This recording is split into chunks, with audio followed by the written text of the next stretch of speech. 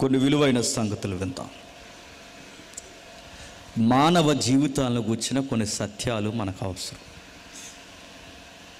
ఈ సామాన్య ప్రజానికానికి మింగుడు పడిన విషయాలు కొన్ని అప్పుడప్పుడు మనకు కనబడుతున్నా పెద్దగా వాటిని మనం పట్టించుకోం. మీరు ఎప్పుడైనా మన రోజువారీ జీవన శైలి మీరు గమనించండి. ఆ గమనించిన విధానంలో ఒక్కసారి మనం ఆగి చూడగలిగితే కొంచెం ఆశ్చర్యం అనిపిస్తుంది. ఆశ్చర్యం ఏంటో తెలుసా? ఎందుకో రాత్రి అయిపోతుంటుంది, ఎందుకో పగలు అవుతుంటుంది. ఈ రాత్రి పగలు అవుతున్న మధ్య ఎందుకో 3 పూటలు తింటుంటాం మనం. ఆ 3 పూటలు తిన్న తర్వాత మళ్ళీ నిద్ర అవుతాం, మళ్ళీ తెల్లారిపోతుంటుంది. నా పెద్ద ప్రశ్న ఏంటంటే, ఈ రాత్రి అవ్వడం ఏంటి, ఈ పగలవ్వడం ఏంటి, ఈ మధ్యలో ఈ తినడం ఏంటి, ఈ 3 పూట్ల భోజనాల కొరకు ఈ పరుగులేంటి, ఇలా తింటూ రోజులు లెక్క పెట్టుకుని దాన్ని 365 రోజులని పేరెట్టుకోవడం ఏంటి, ఆ పేరుకి సంవత్సరం అని తగిలించడం ఏంటి, ఆ సంవత్సరాలకి క్యాలెండర్లు మార్చడం ఏంటి, ఒకరోజు చచ్చిపోవడం ఏంటి? నా మాట మీకు అర్థమవుతుందా? అసలు మానవుడు అన్నవాడు ఎందుకు చచ్చిపోవాలి? ఈ చీకటి ఏంటి, ఈ రాత్రి ఏంటి, మధ్యలో ఈ తినడం ఏంటి? ఒకరోజు తినకపోతే చచ్చిపోతామంట. కాలం గడిచి నడి వయసు దాటేసరికి ఎక్కువ తినకు చచ్చిపోతావు అంటారు. తినకపోతే చచ్చిపోతామన్నది ఈ మనుషులే, తింటే చనిపోతామన్నది ఈ మనుషులే. ఈ మధ్యలో చనిపోయి గోలేంటి? కాస్త చదువుకున్న వాళ్ళని అడుగుతున్నాను. మెడికల్ టెంపర్లో ఎవరైనా ఉంటే ఆ మెడికల్ ఫీల్డ్లో ఉన్నవారిని అడగండి. మన చావు విచిత్రంగా సంభవిస్తుంది, మన మరణం విచిత్రంగా సంభవిస్తుంది. ఒకే రోజు మనం చనిపోం, ఒకేసారి మనం చనిపోం, విచిత్రంగా చనిపోతాం. ఆ విచిత్రమైన సావుని మెడికల్లో ఒక విధానంగా పిలుస్తుంటారు. మన ఆకారం ఎలా ప్రారంభమవుతుందో మనకు తెలుసు. ప్రతి నెల అమ్మ గర్భంలో, ప్రతి నెల ఒక స్త్రీ గర్భంలో అండం రిలీజ్ అవుతుంది. ఆ అండం రిలీజ్ అయినప్పుడు వాళ్ళ మ్యారేజ్ అయిన తల్లి అయితే ఆ అండంలోనికి పురుషుని యొక్క శుక్రకణం ఫలదీకరణం ప్రారంభమైతే ఆ అండమే పిండమవుతుంది. ఈ పిండం అవుతున్నప్పుడు ఈ ఏకకణంగా ప్రారంభమవుతున్న ఈ కణం బహుకణంగా విస్తరించడం స్టార్ట్ అవుతుంది. ఎవరైనా నర్సులు కానీ, మీకు తెలిసిన డాక్టర్లు కానీ ఎవరైనా ఉంటే వాళ్ళని అడగండి, వాళ్ళు చెబుతారు మనకి. ఆ ప్రారంభమవుతున్నప్పుడు ఆ పరిస్థితులు మీరు గమనించండి. ఆ గమనిస్తున్న విధానాన్ని మనం చూస్తున్నప్పుడు వాళ్ళు చెబుతారు, ఒక కణం మాస్టర్ పనిచేస్తున్నట్టు పనిచేస్తుంటుందట, ఒక కణం హెడ్ మాస్టర్ పనిచేస్తున్నట్టు పనిచేస్తుందట. ఆ కణము అన్నిటికీ రూల్స్ చెబుతుంటుందట. ఇదిగో మీరు తలగా ఉండండి అని చెబుతుందట. ఇదిగో మీరు గోర్లుగా ఉండండి, ఇదిగో మీరు కళ్ళుగా ఉండండి, ఇదిగో ముక్కుగా ఉండండి, ముక్కు ఇక్కడ ఉండాలి, చెవులు ఇక్కడ ఉండాలి, కళ్ళు ఇక్కడ ఉండాలి, నోరు ఇక్కడ ఉండాలి, రంగు ఎలా ఉండాలని ప్రతి ఆకారాన్ని డిజైన్ చేసే ఒక కణం ఉంటుంది. దాని పేరు మైక్రోకాండ్రియా క్రోమోజోమ్ సి అంటారు. దాన్ని ఈ మైక్రోకాండ్రియా క్రోమోజోమ్ సి ప్రతి కణాన్ని, అంటే నడినెత్తి మీద ఉన్న ఎంట్రుకలు మొదలుకొని అరికాళ్ళున్న రింగుల దళసరి చర్మం వరకు ప్రతి దానిని డిజైన్ చేసేది అదేనట. అంటే ఇంత ఆకారం, అంటే తల్లి గర్భంలో ఎన్ని కేజీలు ఉండాలో, ఇప్పుడు ఎన్ని కేజీలు మనం పెరగాలో, ఎంత హైట్ ఉండాలో, వీటన్నిటిలో డిఎన్ఏతో కోడ్ చేయబడిన ఈ కణం పేరు మైక్రోకాండ్రియా క్రోమోజోమ్ సి. అంటే అన్నిటినీ ఆపరేట్ చేసేది ఇదే. కానీ వింత ఏంటో తెలుసా? 30 ఏళ్ళు దాటిన తర్వాత లేదా నడి వయసు దాటిన తర్వాత ఏ కణమైతే మనల్ని బతికిస్తుందో అదే కణం మనల్ని చంపడం స్టార్ట్ చేస్తుంది. సైన్స్ జుట్టు పీక్కునేది ఏంటో తెలుసా? ఏదైతే ఈరోజు ఇంత ఆకారాన్ని తెచ్చిందో మళ్ళీ అదే కణం మనిషిని చంపడం ఏంటి? ఒకే రోజు చనిపోమంటే ఒకే రోజు కాదు, మెల్లమెల్లగా చంపెద్దది. ఒకప్పుడు నల్ల వెంట్రుకలు ఉంటాయి, ఇప్పుడు అక్కడక్కడ తెల్ల వెంట్రుకలు వస్తున్నాయి. అంటే అయిపోతున్నావు అయ్యా, గుర్తెట్టుకో. ఒకప్పుడు నువ్వు కంచం తిన్నా ఏమయ్యేది కాదు. ఉదయం బిర్యానీ, మధ్యాహ్నం బిర్యానీ, ఏదైనా ఫంక్షన్కి వెళ్తే కవర్లు ఎట్టు, మళ్ళీ సాయంత్రం బిర్యానీ, ఎప్పుడు కావాలంటే అప్పుడు గ్యాప్ లేకుండా బాగుపడేలా తినేవాళ్ళు. ఇప్పుడు డాక్టర్ చెప్పాడు తినకో పోతావు అన్నాడు. ఒకప్పుడు ఏం తిన్నారిగేది, ఇప్పుడు పెరుగన్నం తిన్నారగట్లేదంటే నీ జీర్ణ వ్యవస్థ సస్తుంది. సిమ్టమ్, సైన్ గుర్తుపెట్టుకో. నీ వెంట్రుకలు రంగు మారుతున్నాయి, నీ జీర్ణ వ్యవస్థ పనితీరు మారుతుంది. ఒకప్పుడు ఫోటోలు నువ్వు చూసుకో, ఒక 10 ఏళ్ల క్రితం నీ బర్త్డే ఫోటో చూసుకో, లేదా మీ మెచ్యూర్ ఫంక్షన్, మీ మ్యారేజ్ ఫోటో చూసుకో. ఇప్పుడు ఆ ఫోటో చూసిన తర్వాత అదే ఫోటో తెచ్చి నీ అద్దం పక్కన పెట్టుకుని ఇప్పుడు ఈ ఆకారాన్ని ఫోటో చూడు. నునుపు తగ్గింది, ఆకారం మారింది. 10 ఏళ్ల క్రితం ఫోటోలో ఉన్నప్పుడు ఇప్పుడు లేవు. ఏమైంది? ఆ కనబడుతున్న పైన నునుపు కణాలన్నీ చేస్తున్నాయి. అప్పుడప్పుడు కొందరు మొఖాలు మీరు గమనించండి, ముక్కులు ముదర మచ్చ రావడం, కళ్ళ కింద మచ్చలు రావడం, ఏదో డాగులు పడినట్టు రావడం. దేనికి డాగులు ఏంటవి? నుదుటి మీద మగాళ్ళకి ఇలా నలుపుగా అయిపోవడం. ఇదంతా దేనికి గుర్తంటే నీ బాడీ చెబుతుంది, రే రెడీ అయిపో, చక్కబెట్టేస్తున్నానని. రెడీ అయిపో, నీ నడినెత్తి చెబుతుంది, నీ ఆకారం చెబుతుంది, నీ కణ వ్యవస్థ చెబుతుంది. ఒకప్పుడు అంత దూరాన్ని ఉన్నవారు కనబడేవారు, ఇప్పుడు ఎక్కడున్నవాడు కూడా కనబడలేదంటే నీ రెటీనా ఎక్స్పైర్ అయిపోతుంది. గుర్తుపెట్టుకో. ఒకప్పుడు ఏ బరువైనా లేపేవాడివి, చక్కటి కండరాలతో బకెట్ నీళ్ళు లేపగలిగే మనం గ్లాసు కూడా వరికేద్ది ఎలాగెలాగెలాగెలాగా. ఏమైంది? కండరము లూజ్ అయింది. ఇదందరికీ జరుగుద్దంటే అందరికీ జరుగుద్ది. బలమున్నవాడైనా, అందగాడైనా, పేరున్నవాడైనా, పలుకుబడున్న మోతుబరైన, ఊరు మీద మీసాల మెలేసిన ఏ పెద్ద మనిషి అయినా వంగాల్సిందే, తగ్గాల్సిందే, ఒక రోజు పోడ్చాల్సిందే. ఎందుకు జరగాలి? ఇది నా ప్రశ్న అడుగుతున్నాను.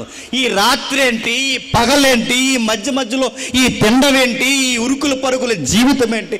ఒక రోజు పోట్లాడి పోట్లాడి పోట్లాడి చచ్చిపోవడం ఏంటి?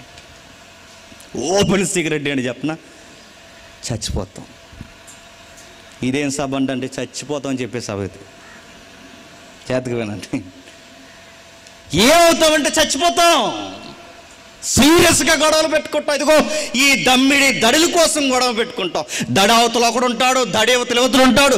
ఈ రారా అంటాడు, వాడు రారా అంటాడు. జ్ఞాన నేల కోసం, దడి కోసం గొడవ పెట్టుకుంటారు. విషయమేడు చెప్పిన, దడ అవతలోడు చచ్చిపోతాడు, దడ యువతలోడు చచ్చిపోతాడు. దడే ఉంటుంది. గోడ కోసం గొడవ పెట్టుకుంటారు, గోడ అవతలోడు చచ్చిపోతాడు, గోడ యువతలోడు చచ్చిపోతాడు. పాలిటిక్స్లో ప్రతిపక్షం వారు చనిపోతారు. ప్రజెంట్ రూలింగ్ గవర్నమెంట్లో ఉన్నవారు కూడా ఒకరోజు చనిపోతారు.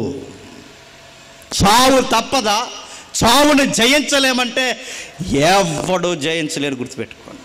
నేను చాలా ప్రాంతాల్లో చెప్తున్న వార్త ఇది, చాలా ప్రాంతాల్లో చెప్తున్న సువార్త ఇది. ఎందుకంటే ఇది మన మనస్సును పెట్టట్లేదు, ఇది సీరియస్గా తీసుకోవట్లేదు. 2023 అయిపోయింది, 2024 వచ్చింది, 2025 వస్తుందని క్యాలెండర్లు మారుస్తున్నామే తప్ప నా లైఫ్లో కూడా ఇయర్స్ తగ్గిపోతున్నాయి అన్న సూత్రం మనం మర్చిపోతున్నాం.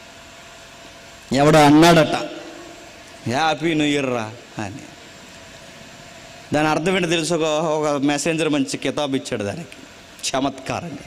హ్యాపీ న్యూ ఇయర్ అంటే, రే 2024 వచ్చిందిరా, నీకు సావు దగ్గరకు ఒక సంవత్సరం తగ్గిపోయిందిరా, హ్యాపీ న్యూ ఇయర్ రా అని. అంటే దాని అర్థం ఏంటి? త్వరలోనే చచ్చిపోతావురా, హ్యాపీ న్యూ ఇయర్ అని.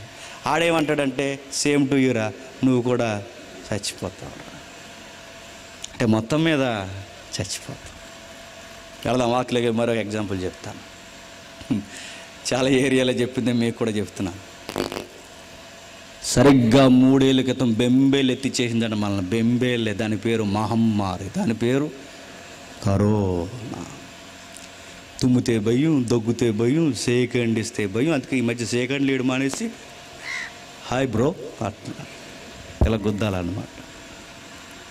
ఇలాగే చిటికి నీళ్ళు టచ్ చేయడం, గుద్దులు ఇవ్వడం. ఏరా ఎంత పద్ధతి వచ్చింది ఎర్రా అంటే కరోనా. 6 గంటలకు అన్నం తిని పడుకుంటే ఎవరు రోడ్డు మీద కనబడుకోదు. లా అండ్ ఆర్డర్ ప్రాబ్లం లేదు, బ్రాండీ షాపులు లేవు, సినిమా హాల్ లేవు, పంచాయతీ గొడవలు లేవు. విచిత్రం ఏంటి చెప్పిన, గవర్నమెంట్ హాస్పిటల్లో కొత్త కేసులు లేవు, ఒకటే కేసు కరోనా అంతే. ఇక ఏ కేసులు లేవు, కొత్త రోగాలు లేవు, నేర తీవ్రత లేదు, సినిమాలు లేవు, గొడవలు లేవు, రోడ్డు మీద ఈ పై బట్టలు సిప్పే తిరిగే మూర్ఖులు లేరు, ఎవడో లేడు. సాయంత్రం 6 అయ్యేసరికి సద్దేయడం, గుప్పెడు మెతుకులు తినేయడం, ఏమన్నా ఉంటే ఏడు నీళ్ళు తాగడం, కాస్త పసుపు జల్లుకోవడం, ఏమన్నా ఏడు నీళ్ళు కొంచెం రంప చేసినట్టే పీల్చడం, అంతే అమ్మయ్య అయిపోయి. అటువైపు ఏమైనా వచ్చిన ఛాయలు కనబడితే ముగ్గేసాడు, రాట్లు కట్టాడు. విషయం ఏంటో తెలుసా, గడగడలాడించేసింది, కంట్రోల్లో పెట్టింది. నవ్వుకుంటున్నాం కానీ ఈ ప్రపంచం కరోనా దెబ్బకి చావంచుకెళ్ళొచ్చింది. చావంచుకి మళ్ళీ చెప్తున్నాను, చావంచుకెళ్ళొచ్చింది. ప్రపంచ చరిత్రలో ఎప్పటికీ మన తరంలో గుర్తుండిపోయే ఒక భయంకరమైన కాలము కరోనా కాలం. పెళ్ళిళ్ళు ఆగిపోయాయి, ఫంక్షన్లు ఆగిపోయాయి. నలుగురిలో ఒకడెవడైనా తుమ్మినట్టు తెలిసిందో వాడి మీద చట్ట ప్రకారం కేసులు పెట్టే కొత్త ఫీనల్ సెక్షన్స్ వచ్చాయి తెలుసా. సెక్షన్ పొడిగించారు. ఇది నలుగురిలో తుమ్మాడండి, ఎరా బుద్ధి లేదు, అరెస్ట్ చేసి కూర్చోబెట్టిన 4 రోజులు అండి వారు. తుమ్ముల దగ్గర వరకు పంపకండి అండి వారు. ఆడెవడో ఆస్ట్రేలియాలో కేసు కట్టారు. ఆస్ట్రేలియా సమ్ కంట్రీ నాకు గుర్తులేదు కానీ ఓ కేసు కట్టారు. ఆ కేసు ఎందుకు కట్టారు చెప్పనా, ఇలా నలుగురు ఆడియన్స్ ఉన్న దగ్గర ఆడు ఇంకా అడగండి, నన్ను బాంబు వేసాడు అంటాడు అంతే, నరసేయాడు. ఎందుకంటే నలుగురులో ఉన్నప్పుడు విషవాయు వదలనప్పుడు ఆ విషవాయు అందరూ పీలిస్తే అందులో ఆ కణం ఆ కరోనానే ఆ వైరస్ వ్యాపిస్తే ఎవడరా పూచి ఈ లోపల వేసేయండి మళ్ళీ తగ్గేవారు అన్నారు. నిజం. ప్రశాంతంగా తుమ్ముకునే రోజులు కాదు అవి, ప్రశాంతంగా తినే రోజులు కాదు. అందుకే వాట్సాప్లో స్టేటస్లు పెట్టేవారు అప్పుడు తెలుసా, రెస్టారెంట్ల ఫోటోలు, బిర్యానీ ఫోటోలు, ప్రశాంతంగా తుమ్ముకున్న ఫోటోలు, హగ్గింగ్ ఫోటోలు, సెకండ్ ఫోటోలు, ఇవన్నీ ఎందుకంటే అలాంటి కాలం పోయిందని భయపడ్డారు. మళ్ళీ ఆ కాలం రావాలంటే ఏం చేయాలి? Question mark. మళ్ళీ ఆ కాలం రావాలంటే ఏం చేయాలి? ప్రశ్న. మళ్ళీ ఆ కాలం రావాలంటే ఏం చేయాలి? మాస్కులు పోవాలి, మరలా ఊరి మీద తిరగాలి. అలా మేము తిరగాలంటే ఏం చేయాలంటే గవర్నమెంట్ ప్రకటన చేసింది, టీకాలు వేయించండి అన్నారు. డోసులు పెంచండి, టీకాలు వేయించండి. డోసులు రకరకాల స్టేజ్లు వేసి డోసులు వేయించారు. First dose, second dose, third dose, booster dose, ఆ డోసు ఈ డోసు, డోసు మీద డోసులు తెగేస్తారు. చాలామంది వేయించుకోవట్లేదని ప్రధానమంత్రులు, ముఖ్యమంత్రులు, క్రీడాకారులు, సెలబ్రిటీలు ఎంచుకున్న ఫోటోలు సోషల్ మీడియాలో పెట్టారు. ఎందుకు? సామాన్యులు భయపెడుతున్నారు. ఇదిగో పెద్దోళ్ళు వేసుకుంటున్నారన్న ఫోటోలు పెట్టండి. ఎందుకు? సామాన్యుల యొక్క థాట్ ఎలా ఉంటుందంటే, ముఖ్యమంత్రి గారు ఎంచుకున్నారంటే ముఖ్యమంత్రి గారికి ఏమన్నా అయితే మేము ఏమైనా పర్లేదు అంటే, ఆయన పోతే మేము పోయినా పర్లేదని ఎంచుకున్నారన్నమాట. జనాలకు వాళ్ళు లెక్క ఉంటుందండి, పోతే నేనే పోకూడదు చెప్పండి, పక్కనోడు కూడా పోవాలి. అందుకే పెద్దోళ్ళందరూ ఎంచుకున్నారు. ఎందుకు? వాళ్ళు ఎంచుకుంటే మనం కూడా ఎంచుకుంటాం. అందరికీ భయం వచ్చేసింది. ఎంత భయమో తెలుసా? వచ్చిన ఈ కరోనా ఎఫెక్ట్ కన్నా భయపెట్టే ఎఫెక్ట్ ఎక్కువైపోయింది. టీవీలో ఎలా చూపించేవారండి? జరిగింది ఎంత చూపించేదంతా. టీవీలో ఎలా చూపించారు? వింతగా చూపించేవారు. ఎంత వింతగా తెలుసా? అసలు కరోనా లక్షణాలు లేని లక్షణాలు కూడా ఫేక్ న్యూస్లు ఎక్కువైపోయాయి. కరోనా వచ్చిన కొత్తలో ఎవరికి తెలిసేది కాదు దాని లక్షణాలు ఇలా ఉంటాయని. ఆ టైంలో ఎలా చూపించారు? ఇలాగ పడిపోవడం, మంచం మీద నుంచి పడిపోవడం, ఇలా గుండెలు బాదుకోవడం, ఒక చిన్న పిల్లను చూపించడం, ఒక చిన్న పిల్లని చూపిస్తాను గదిలో పెట్టడం, ఇవి ర్యాబిస్ లక్షణాలన్నీ కరోనా లక్షణాలు అన్నట్టు చూపించారండి. అప్పుడు అందరూ అనుకున్నారు కరోనా వస్తే ఇలా అయిపోతారని. సగం భయమేసి చచ్చిపోయారు చాలామంది. మనకి ఉండే సైకలాజికల్ దరిద్రం ఏంటి చెప్పినా, సైకలాజికల్గా ఫీల్ అయిపోతాం మనం. ఎవడన్నా ఇక్కడ నిలబడి, నేనే డాక్టర్ని అనుకోండి, మీరందరూ పేషెంట్లు అనుకోండి, పోనీ జనరల్ పీపుల్స్ అనుకోండి, నేనే డాక్టర్ని అనుకోండి, ఇప్పుడు మీ క్లాస్ పీకడానికి ఆరోగ్య సంస్థ తరపున వచ్చాను అనుకోండి, నేను చెప్తాను లక్షణాలు ఎలా ఉంటాయంటే, మొట్టమొదటిగా లైట్గా కొంచెం కుడుముక్కు బరువుగా ఉంటుంది అనగానే మనకు ఉంది అంటాం. అదో దరిద్రం మనకి. ఏదైనా ఎవడైనా చెప్తే అన్నీ మనకు ఉన్నట్టు ఉంటాయి. ఇదిగో రాత్రులు కొంచెం తిన్నప్పుడు తేనుపులు ఎక్కువ వస్తాయంటే రాత్రి నుంచి వస్తున్నాయి అంటాం. అదొక రకమైన సైకలాజికల్ ఫీలింగ్ అండి మనకి. ఇదిగో రాత్రి మొట్లో తిన్న తర్వాత ఉదయకాలం వేళ కొంచెం లూజ్ మోషన్స్ అవుతాయి. అవును మూడు అయినాయి అంటాం. నేను అడుగుతున్నాను, అలా చెబుతున్నవాడిని అంటే ఫీల్ అయిపోతాం. ఈ న్యూస్లో చూసి చాలామంది అవి ఉన్నాయనుకుని భయపడిపోయి చచ్చిపోయారండి. అలాంటి టైంలో ప్రకటన, డోసులు వేయించుకోండి. పబ్లిక్లో గుసగుసలు డోసులు వేసుకుంటే ఏమవుద్దంటే కరోనాని జయిస్తారు, చచ్చిపోరు. డోసులు వేయించుకుంటే కరోనాని జయిస్తారనగానే అప్పుడు పెద్ద క్యూ లైన్ ఉండేది. ఆ లైన్లో నిలబడి రకరకాలుగా వెళ్ళేసరికి టైం అయిపోయేది. టైంలో మనం వెళ్ళలేకపోయాం. అలా టైంలో మోతుబరులు, మీసాల మేలేసిన మోతుబరులు చాలామంది పంచాయతీలో ఉన్న వాళ్ళతో మాట్లాడేసుకుని రికమెండేషన్ చేంజ్ చేసుకుని అడ్డదారిలో వెళ్ళిపోయి రికమెండేషన్ డోసులు ఏం చేసుకునేవారండి చాలామంది ఆఫీసర్లు, మోతుబర్లు, ఈ పెద్దలందరూ అక్కడికి వెళ్ళిపోయి ఈ సామాన్య ప్రజలందరూ లైన్లో నిలబడితే వీళ్ళు వెళ్ళి మాత్రం డోసుల మీద డోసులు ఏం చేసుకుని 3 డోసులు వేసుకుని బూస్టర్ డోసులు వేసుకుని బయటకు వచ్చి పై బట్టలు నిప్పేసి నేను జయించేస్తాను, ఇంకా మాకు కరోనా రాదని అందరు జడ్జగా తిరిగి అన్ని డోసులు ఏం చేసుకున్న తర్వాత సావుకోరు చల్లగా గుసగుసలాడుతూ చెప్పారు. ఏమనంటే, రే డోసులు వేయించుకోకపోతే చనిపోతారు అన్నారు కదా, ఇప్పుడు ఒక మరో విషయం ఏంటో చెప్పిన, డోసులు వేయించుకున్నందుకే చచ్చిపోతున్నారంట. మీకు అర్థమైందో లేదు? అంతకుముందు డోసులు వేయించుకోకపోతే చనిపోతారన్నారు. ఇప్పుడు వేయించుకున్న, అది నిజమాబద్ధమో తర్వాత ఈ పుకారైతే జనాల్లోకి వచ్చింది. వేయించుకున్నందుకే చనిపోతారంటే వేయించుకోకపోతే చనిపోతా అన్నారు, ఇప్పుడు వేయించుకున్నందుకు చనిపోతా అన్నారు. మొత్తం మీద చచ్చిపోతాం. గుర్తుపెట్టు. ఎక్కడ తిరిగినా తిరిగి మన పరిస్థితి ఎక్కడికి వస్తుందో తెలుసా? చావు దగ్గరికి వస్తుంది. ఏంటి దీని సంగతి ఏంటి? అసలు మానవుడు అన్నవాడు ఈ పుట్టడం ఏంటి? ఈ మానవుడు అన్నవాడు కొన్ని రోజులు బతకడం ఏంటి? ఈ బతుకు తర్వాత ఈ చావు ఏంటి? ఈ చావు గోలేంటి? దీన్ని జయించాలి అంటే దీనికి వేరే మార్గం లేదంటే ఏ మార్గం లేదు. చాలామంది అనుకున్నారు మొలకెత్తిన ఇత్తనాలు తిన చచ్చిపోతారు. అయ్యా గుర్తుపెట్టుకో. శ్వాస మీద ధ్యాసించన్నారు. శ్వాస మీద ధ్యాసించిన శ్వాస ఆగిపోద్ది. మార్నింగ్ వాక్ చేయండి, ఈవినింగ్ వాక్ చేయండి, లైట్ జాగింగ్లు చేయండి, రన్నింగ్లు చేయండి, మెథడ్స్ పాటించండి అంటే నేను అడుగుతున్నాను, వాయిదా పడి ఒక 1 year లేట్ అవ్వచ్చేమో కానీ పక్కా చావు పక్కా. గుర్తుపెట్టుకో. ఇలాంటి మరణం ముందు ప్రతి ఒక్కడు తల దించాల్సిందే, వాల్చాల్సిందే. దీనికి సొల్యూషన్ మనకు దొరకాల్సిందే. ఎక్కడుంది చూద్దాం ఒకసారి. అందరికీ తెలిసింది ఒకసారి చూద్దాం. కీర్తన గ్రంథం 49వ కీర్తన 49వ కీర్తన త్వరగా 49వ కీర్తన 49వ కీర్తన మొదలు వచ్చింది. సర్వజనులారా ఆలకించుడి, సామాన్యులేమి, సామంతులేమి, ధనుకులేమి, దరిద్రులేమి, లోక నివాసులారా మీరందరూ ఏకముగా కూడి చెవియొగ్గుడి ఆగుదాం. సర్వజనులారంటే అందులో జనాల్లో కేటగిరీ చెప్తున్నాడు చూడండి. సామాన్యులైన, సామంతులైన, ధనికులైన, దరిద్రులైన, లోకంలో ఉన్న స్త్రీ, పురుషుడు, పిల్ల, పెద్ద ఎవరైతే ఉన్నారో అందరూ ఈ మాట విని చెవిలి పెద్దవ చేసుకొని ఈ సంగతులు హృదయంలో భద్రం చేసుకోండి అని చెప్తున్నారు. అందరూ వినాలి. ఒక మాట అడుగుతున్నాను, చెప్పండి.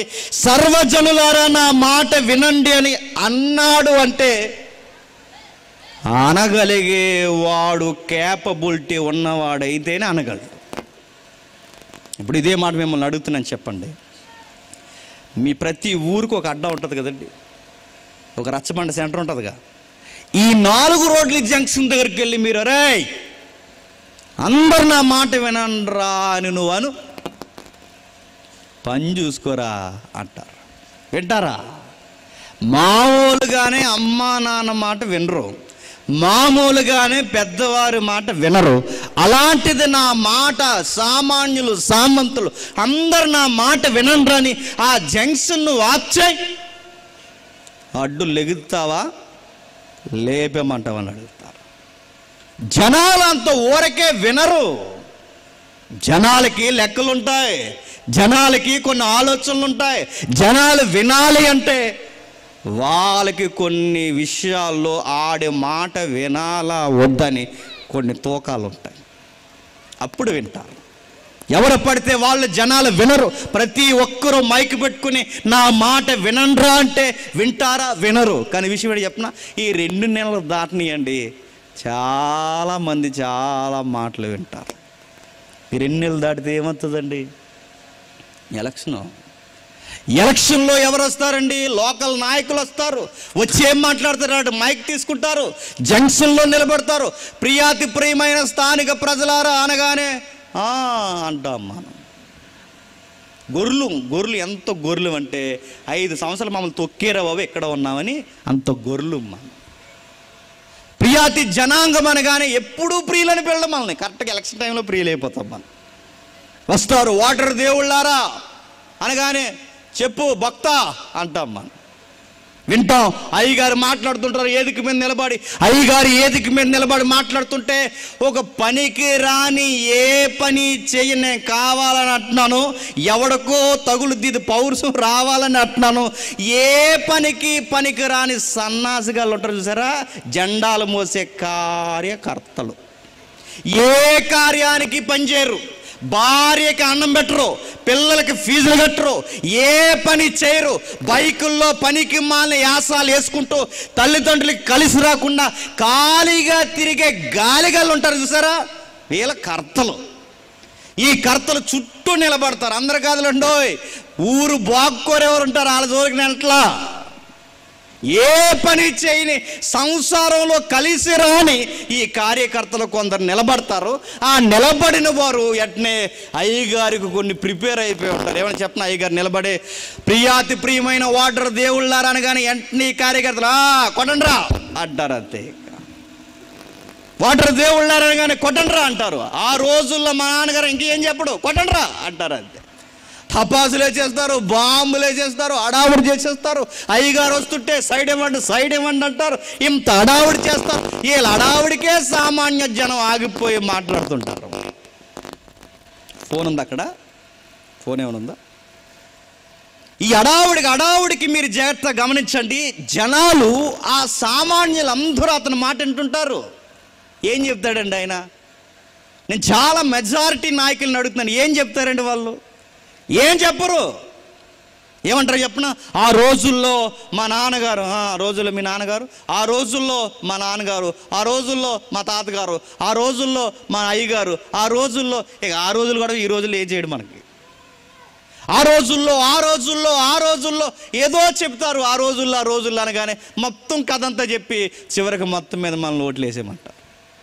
విషయం చెప్పిన వీళ్ళ ప్రమాణ స్వీకారాలు చూడండి, చచ్చిపోవాలనిపిస్తుంది ప్రమాణ స్వీకారాలు చూస్తే. రాజ్యాంగంలో ఉన్న మౌలికమైన పదాలు కొన్ని ఉన్నాయండి. రాజ్యాంగంలో మౌలికమైన పదం, ఆ మౌలికమైన పీఠికతో ముడిపడిన పదాలు కూడా పలకలేని నాయకులు ఉన్నారంటే నమ్మగలరా? ప్రమాణ స్వీకారం నాడు సార్వభౌమాధికారం అనలేరు. అంటున్నాడు ఒకడు. సార్వభౌమాధికారం అనలేరు. సార్వభౌమాధికారం అనలేరు. అట్టి వాడంటే ఏమి చెప్పడు, మేనిఫెస్ట్ ఎక్స్ప్లెనేషన్ ఇవ్వలేనాడు, స్థానిక ప్రజలకి సబ్జెక్ట్ ఎక్స్ప్లెనేషన్ ఇవ్వలేనాడు, ఏ పని చేయలేనాడు. ఈరోజు ఇంత వాడు మైక్ పట్టుకుని మాట్లాడుతుంటే 100 మంది ఎలా వినగలుగుతున్నారంటే కారణం అయ్యగారి అధికారి కనుక వింటారు. అంటే దీన్ని బట్టి మనకేమర్థం అవుతుంది? అధికారులు మాట్లాడితే సామాన్యులు చెప్పండి చెవులు పెద్దవి చేసుకుని వింటారన్నమాట. అధికారులు మాట్లాడుతుంటే వింటారు. అదే చెప్తున్నాడు చూడండి, సర్వజనులారా ఆలకించండి. సామాన్యులేమి, సామంతులేమి, ధనుకులేమి, దరిద్రులేమి, మీరందరూ ఏకముగా కూడి చెవి యొగ్గుడి. ఆగుదాం. అందరూ నా మాట వినండి అంటే ఎవరు అనగలరండి? కమాండర్స్ అనగలరు, అధికారులు అనగలరు, పెహల్వాన్స్ అనగలరు, ఇంకా చెప్పాలంటే సైనికులు, లోకల్ నాయకులు అయితే అనగలరు. అందరూ నా మాట వినండి అని అనగలుగుతున్నారంటే అనేవాళ్ళు ఎవరో చిన్నోళ్ళు కాదన్నమాట. ఎవరు వాళ్ళు? ఎవరంటే పైన చిన్న అక్షరాలు ఇచ్చింది చూడండి, చిన్న అక్షరాలు ఉన్నాయి చూడండి. అన్న మైక్ ఏమైనా మారుద్దామా?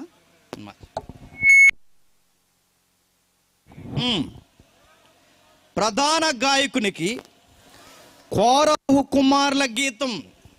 ఇది గీతమే కాదు, ఇది ప్రపంచ భవిష్యత్తు యొక్క తీరుతను రాస్తున్న ఒక భవిష్యత్తు గుణపాఠం. బైబిల్ పాటలు కానీ బైబిల్ని బేస్ చేసుకుని వచ్చిన అనేకమైన కీర్తనలు మీరు చూడండి, సమాజానికి ఒక ఉపయోగకరమైన కీర్తనలుగా మనకు కనబడతాయి.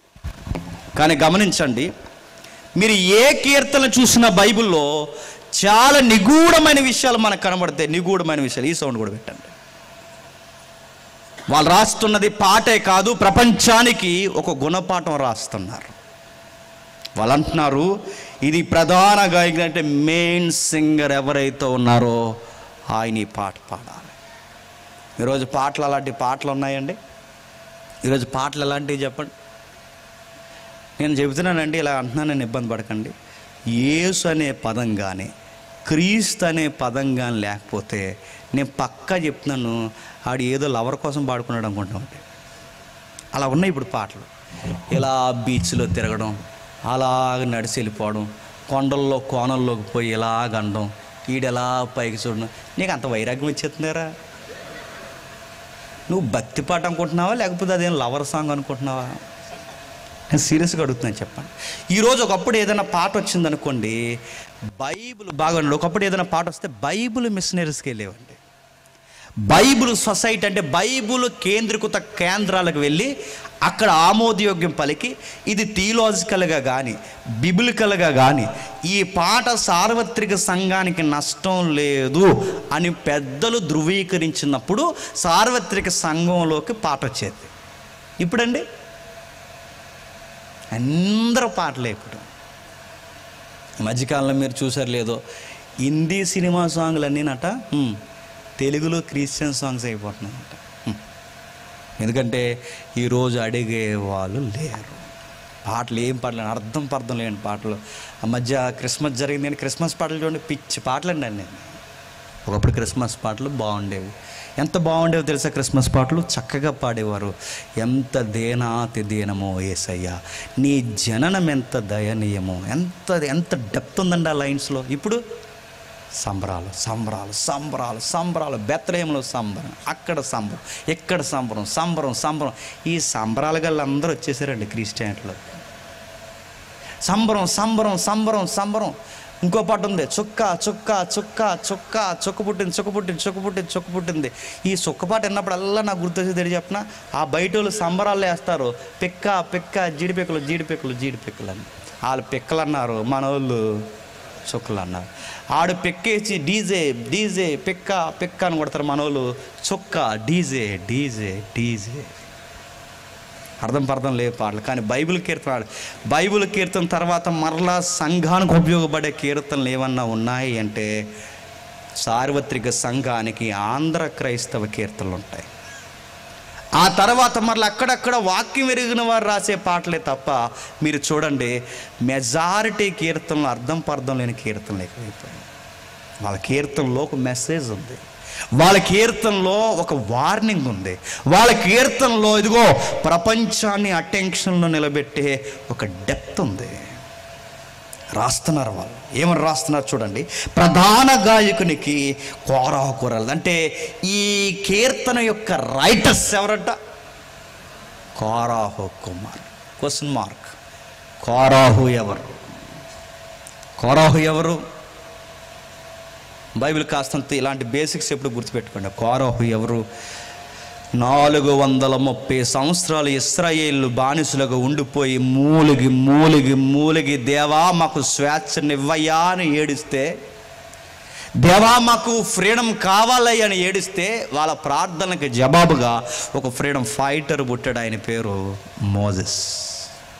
ఆ మోసే గారి నాయకత్వంలో ఆ ఐగుప్తి బానిసరకం నుంచి బయటికి తీసుకొచ్చిన తర్వాత మోసే గారి బాబాయ్ గారి అబ్బాయి ఒకడు ఆయన మీదకి తిరగబడ్డాడు.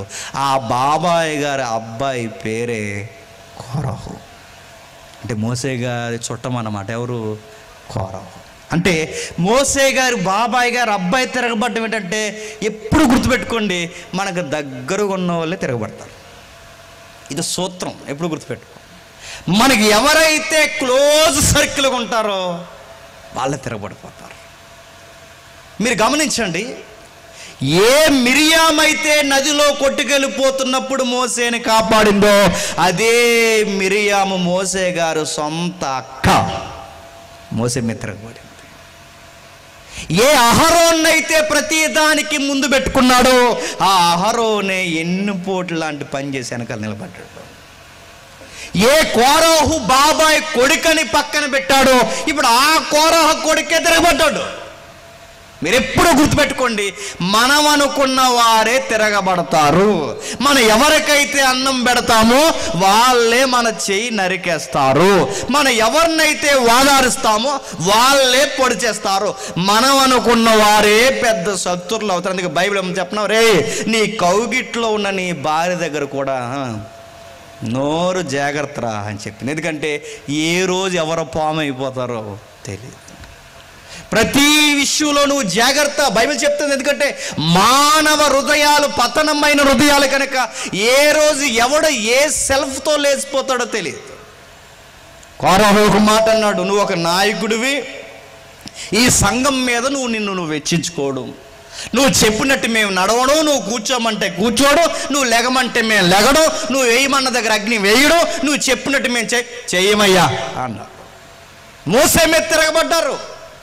ఎర్ర సముద్రం దాటి సేనాయి బంజరు భూమిలో ఉండగా తిరగబడ్డాడు. ఎందుకంటే ఇప్పుడు పరిస్థితులన్నీ చక్కబడ్డాయి. ఇప్పుడు నది దాటినట్టు సముద్రమే దాటేశారు కనుక ఇప్పుడు మోసేతోనే పని లేదనుకున్నట్టు తిరగబడ్డారు.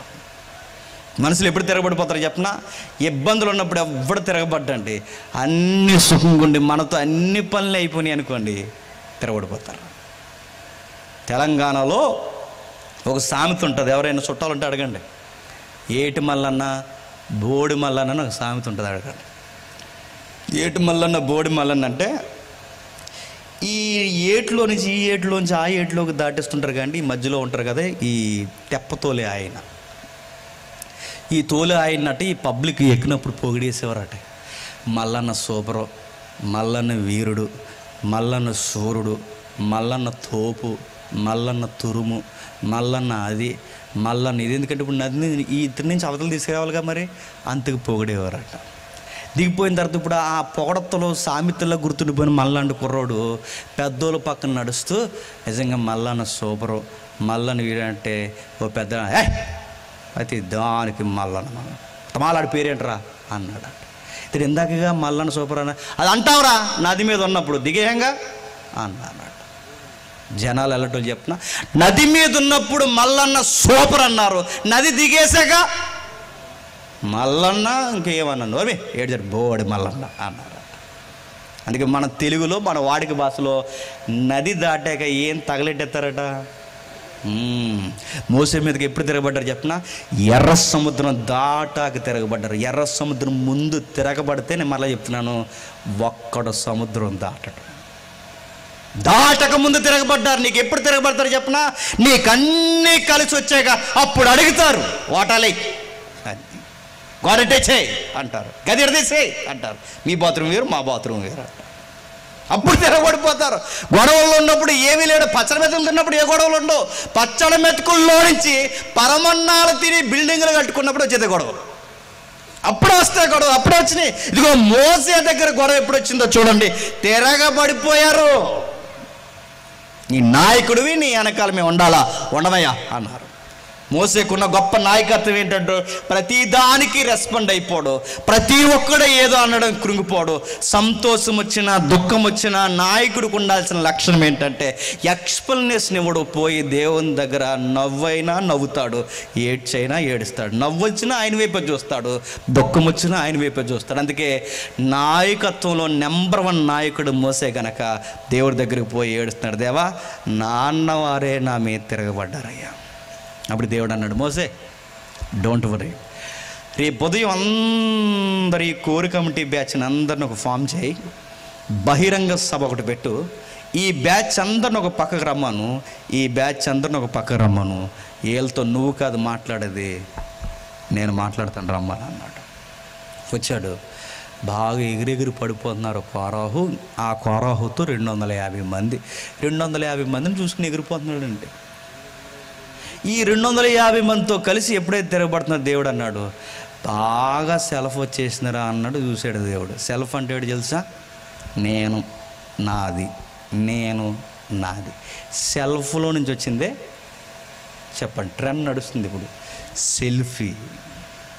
సెల్ఫ్లోంచి వచ్చింది కదా సెల్ఫీ. అందుకే ఇప్పుడు అంట బ్యాక్ కెమెరాల కన్నా ఫ్రంట్ కెమెరాలకే కాస్ట్ ఎక్కువ అంటే ఏ సెల్ఫ్ నడుస్తుంది ఇప్పుడు.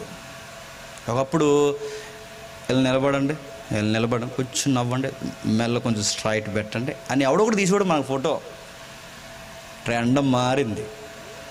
ఈ పక్కన నలుగురు నెట్టుకుని ఈడు చూసేసుకుని ఈడు బాగుంటే చాలు, పక్కన వాళ్ళు ఒంగున్నారా గోక్కుంటున్నారు, ఈడికి అనవసరం, ఈడు చూసుకుంటాడు నొక్కేసుకుంటాడు అంతే, అని చూసి నవ్వేసుకుంటాడు.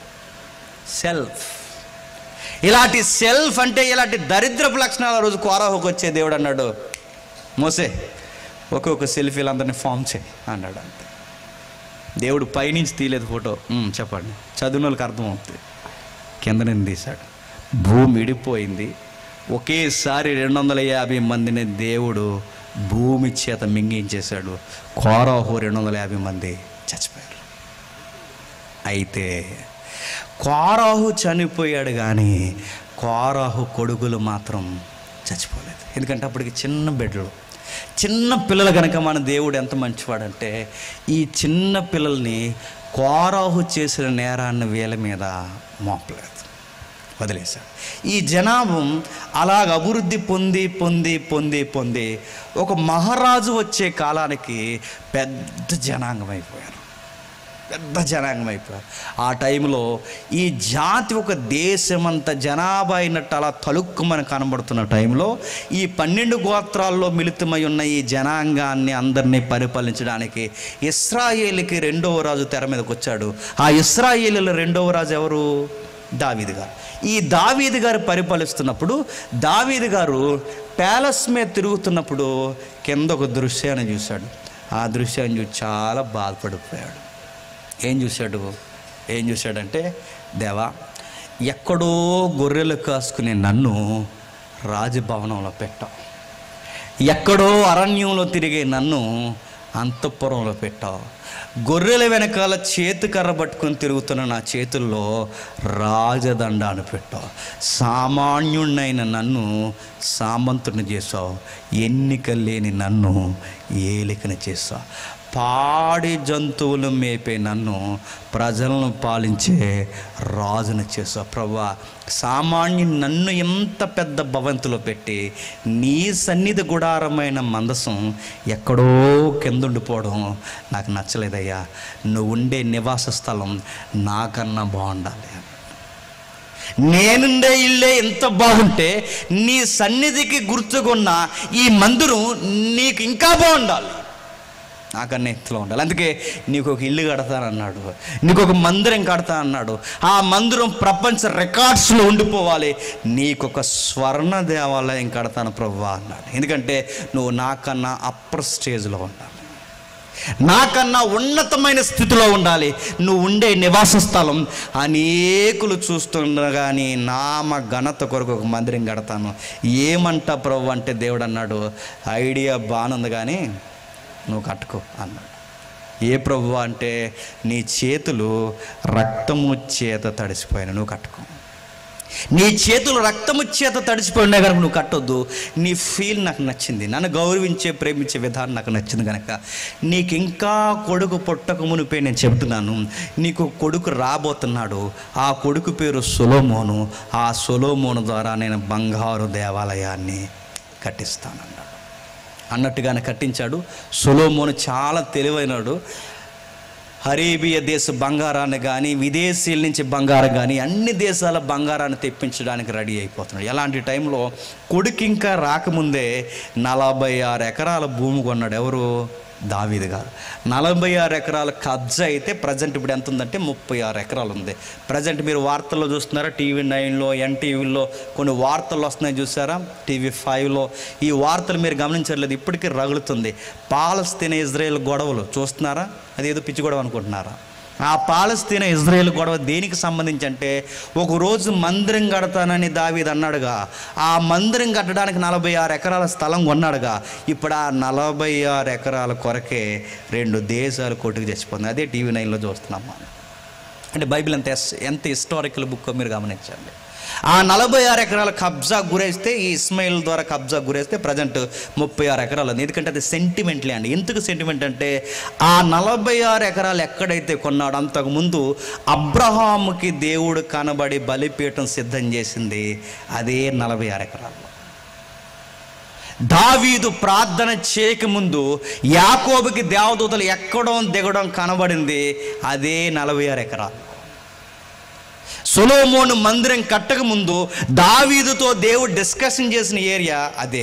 సొలొమోను మందిరం కట్టింది అదే. అందుకే అది సెంటిమెంట్ ల్యాండ్ కనుకే, సున్నితమైన భూభాగం కనుకే ఆ భూభాగం కొరకు 2 దేశాలు కొట్టుకుంటున్నాయి.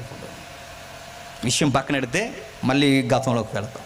ఈ 46 ఎకరాలు కొన్నాడు. కొడుకు వచ్చే టయానికి అన్నీ రెడీ చేశాడు. ఎందుకంటే నువ్వు కట్టొద్దు, నీ కొడుకుతో కట్టిస్తానని దేవుడు చెప్పాడు కనుక, కొడుకు వచ్చే సమయానికి దేవాలయానికి కావాల్సిన మెటీరియల్స్, దేవాలయానికి కావాల్సిన ల్యాండ్, దేవాలయానికి కావలసిన మనుషులు, దేవాలయానికి కావలసిన క్వైర్ టీమ్, మెయిన్ సింగర్స్ అందరినీ రెడీ చేస్తున్నాడు. ఎవరు? దావీదు గారు. నా మాట వినాలి, ఈ కీర్తన అర్థం కావాలంటే. ఎప్పుడైతే వీళ్ళని రెడీ చేస్తున్నాడు, ఎవరెవరిని రెడీ చేశాడంటే, దేవాలయం ఉంటే సరిపోదు, దేవాలయం నడిపించాలంటే ఎవరు ఉండాలి? బయటోళ్ళు పూజారులు అంటారు, బైబిల్లో యాజకులు అంటారు, మన క్రైస్తవులో కాపర్లు అంటారు, ట్రెండ్లో పాస్టర్లు అంటారు. మొత్తం మీద వాళ్ళందరికీ పెట్టింది పేరు ఒకే ఒక్కటి, మీడియేటర్స్, మధ్యవర్తులు. ఎవరికి మీడియేటర్స్ అంటే దేవునికి మనుషులకి మధ్యవర్తులు.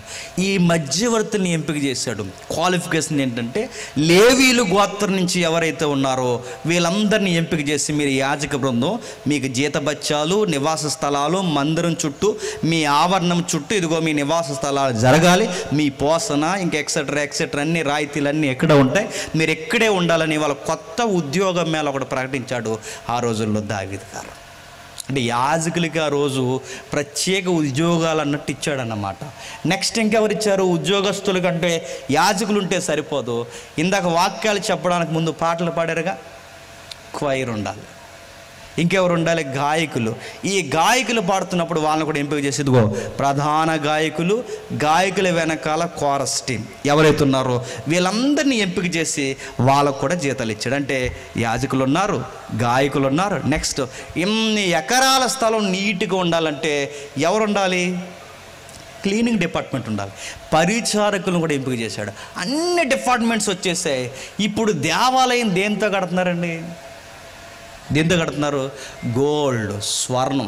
ఇప్పుడు ఈ స్వర్ణంతో కడుతున్న మందిరానికి సెక్యూరిటీ అవసరం. సెక్యూరిటీ ఉండాలందా వద్దంటారు చెప్పండి. గుడంతా బంగారం అయితే సెక్యూరిటీ ఉండాలా వద్దా? ఉండాలి.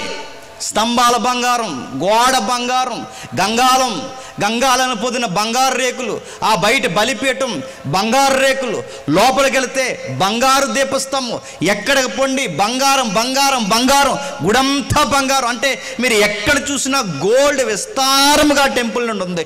ఇప్పుడు ఇలాంటి ఇంత గోల్డ్ టెంపుల్ ఉన్నప్పుడు ఈ టెంపుల్కి ఎస్కాట్ అవసరం అంటారా వద్దంటారు? ఉండాలి కదండి. దమ్మిడి బంగారం దాచుకుంటే సీసీ కెమెరాలు పెట్టుకుంటున్నాం మనం. 2 ఎకరాలు ఇల్లు కడితేనే మనం బయట సెక్యూరిటీ పెట్టుకుంటున్నాం. అలాంటిది 46 ఎకరాల స్థలంలో కొన్ని ఎకరాల్లోనే ఇంత పెద్ద మందిరం ఉంటే, ఇప్పుడు ఆ మందిరానికి స్థలం, ఆ మందిరంలో ఉన్న ఆ మందిరానికి ఉన్న ఆ మెటీరియల్ కాయడానికి కాపలాదారులు, సైనికులు అవసరం. ఎవరిని పెడదామా అని దావీదు ఎదురు చూసినప్పుడు దావీదుకు ఒక గొప్ప జనాంగం కనబడ్డారు. ఆ జనాంగం పేరే కోరాహు కుమారుడు. అర్థమైందా? అంటే దావీదు కాలానికి వచ్చేసరికి కోరాహు ఒక పెద్ద జనాంగం ఉన్నారు. కొడుకులు పెద్ద జనాంగం అయిపోయారు. ఈ పెద్ద జనాంగం అందరినీ దావీదు ఎంపిక చేసి, ఇదిగో మీరందరూ సెక్యూరిటీ అంటే మీరు చెకింగ్ డిపార్ట్మెంట్గా ద్వారపాలకుల విభాగంగా పనిచేయండి. మీకు ఎన్ని రైట్స్ ఉంటాయంటే మిమ్మల్ని ఎవడైనా ఎదురు తిరిగాడో మీరు ఏం చేసినా మీ మీద నేరారోపణ ఉండదు అన్న హక్కులు ఉన్నాయి వాళ్ళకి. మీరు ఇంకా బాగా చదవండి, మోసే కాలం నుండి కూడా ద్వారపాలకులకి చాలా హక్కులు ఉంటాయి. ఎంత హక్కులు ఉంటాయంటే ఇందాక తమ్ముడు పేరెత్తాడు, మోసే కాలం యెహోషువ కాలం ఈ నడి మధ్య జరిగిన ఘోరమైన విషయం ఏంటంటే ఇశ్రాయేలులో బయట అన్య జనాంగం కలిసి వ్యభిచారం చేయడానికి ఇశ్రాయేలు గుడారాల్లోకి పరాయి స్త్రీలను తీసుకొచ్చినప్పుడు ఒకడికి పౌరుషం వస్తుంది. ఆ పౌరుషం వచ్చిన ఒకే ఒక్క శూలం తీసి ఇద్దరిని ఒకేసారి పొడి చేస్తాడు. ఆ పొడి చేసిన వాడి పేరు ఫినిహాస్. అంటే ఫినిహాస్ యొక్క డ్యూటీ ఏంటి? ద్వారపాలకుల విభాగం. అంటే ద్వారపాలకులకి ఎంత హక్కు ఉంటుందంటే వాళ్ళకు అనుమానం వచ్చి చంపేసినా ఎవడు అడగడానికి వీల్లేదు. మోసే అడగడు, మోసే ధర్మశాస్త్రం అడగదు. నరహత్య ఎందుకు చేశాను ఎవరు అడగరు, ఎందుకంటే వాళ్ళకి అంత హక్కు ఉంది. వాళ్ళు చంపేసిన మోసే అడగలేదు, ఆ ఫినిహాస్ చంపేస్తే దేవుడు అడగలేదు. ఎందుకంటే వాళ్ళకి చెడు అన్నది దేవాలయపు ఆవరణంలో దేవుని పరిసర ప్రాంతాల్లో కనబడినట్టు వాళ్ళు గమనించారు. వాళ్ళు చంపేసిన అడిగే నాదు లేడు, అంత అధికారం ఉంది వాళ్ళకి. అలాంటి అధికారాలు కోరహు కుమారులకు ఇచ్చారట. అంటే ఇప్పుడు వీళ్ళ దేవాలయం దగ్గర నిలబడి ఒక మహా అధికారంలో ఉన్న వీళ్ళు దేవాలయానికి కాపలా కాస్తారు. అంటే వీళ్ళని ఒక మాటలో చెప్పాలంటే వీళ్ళ సైనికులుగా కాస్తున్న వీళ్ళు దేవాలయానికి సైనికులు. ఎందుకంటే ఇప్పటికీ మీరు చూడండి, ఇప్పటికీ యెరూషలేం మందిరానికి పోలీసు బలగాల కాపలాలు కాస్తారు. ఎందుకంటే ఆ ఏరియా ఎలాంటిది. ఆ రోజుల్లో కట్టిన టెంపుల్ బంగారు దేవాలయం అండి. భక్తులు ఎలాంటి వాళ్ళు చెప్పండి, గుళ్ళో బంగారం ఉంటే ఉండేస్తారా? భక్తులు ఉండేవారు. మన భక్తులు ఎలాంటి వాళ్ళు చెప్పినా చర్చికి వచ్చి కొత్త చెప్పులు వేసిపోతారు భక్తులు. అలా ఉంటారు మన భక్తులు. గుడికొచ్చి కొత్త చెప్పులు వేసిపోతారు. మొన్న మధ్య పేపర్లో ఆ నెత్తి మీద పెడతారే శతగోపురం, అది పట్టిపోయారు భక్తులు ఎలాంటి వాళ్ళు తెలుసా? దేవుడు మంగళసూత్రాలు అట్టిపోతారు, దేవుడి వడ్డాణాలు పట్టిపోతారు, దేవుడు డిబ్బీలు అట్టిపోతారు. దేవుడు రావాలి కానీ చెప్పండి, దేవుడిని అట్టిపోతారు. దావీదుకి ఈ విషయం తెలుసు కనుకే గుడంతా బంగారం, స్తంభాల బంగారం, గుడంతా బంగారం అయితే భక్తులు వచ్చి కుదురింగా ప్రార్థన చేస్తారా? ఎక్కడో మెట్ల దగ్గర స్తంభాల దగ్గర ప్రార్థన చేస్తారు. ఎప్పుడు ఎక్కడ చేస్తున్నాడు ప్రార్థన అంటే రోజుకు మొక్క అట్టిపోతాడు,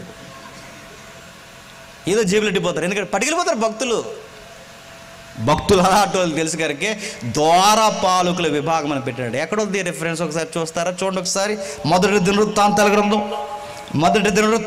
26వ అధ్యాయం. మొదటి దినవృత్తాంతాల గ్రంథం 26వ అధ్యాయం ఒకే ఒక వచనం ఉంటుంది చూడండి అక్కడ. మొదటి దినవృత్తాంతాల గ్రంథం 26వ అధ్యాయం మొదటి వచనం. ద్వారపాలకుల విభాగమును గూర్చి ఈ అధ్యాయం దేనికి సంబంధించిందంటే ఇదిగో అక్కడ ఉన్న డోర్ కీపర్స్ ఎవరైతే ఉన్నారో చెకింగ్ డిపార్ట్మెంట్కి సంబంధించిన అధ్యాయం. ఆ అధ్యాయంలో ఎవరు పోషిస్తున్నారు అక్కడ ఉద్యోగ మేళ అంటే ఆ ఉద్యోగ మేళలో నోటిఫికేషన్ భర్తీ చేయబడిన వారు కింద చెబుతున్నాడు చూడండి. కోరే కుమారులైన కోరాహు సంతతి వారు. అంటే కోరాహు సంతతి చేసే డ్యూటీ ఏంటండి? దేవాలయం మెయిన్ డోర్ దగ్గర నిలబడి పబ్లిక్ వస్తూ పోతున్న వారిని చెక్ చేస్తారట. ఈ చెక్ చేస్తున్నప్పుడు ఎవరెవరిని చూస్తున్నారు ఈ బలగాలంటే?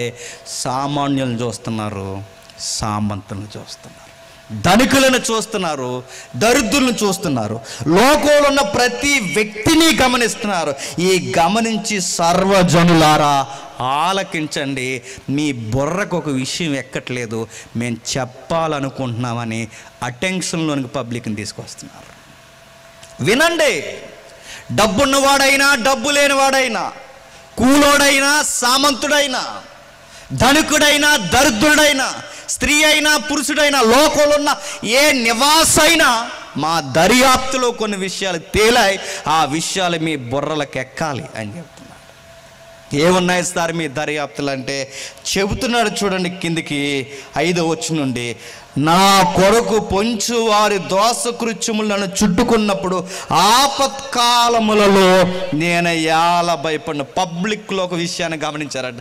పబ్లిక్ అట దేవునికి భయపడడం మానేశారట.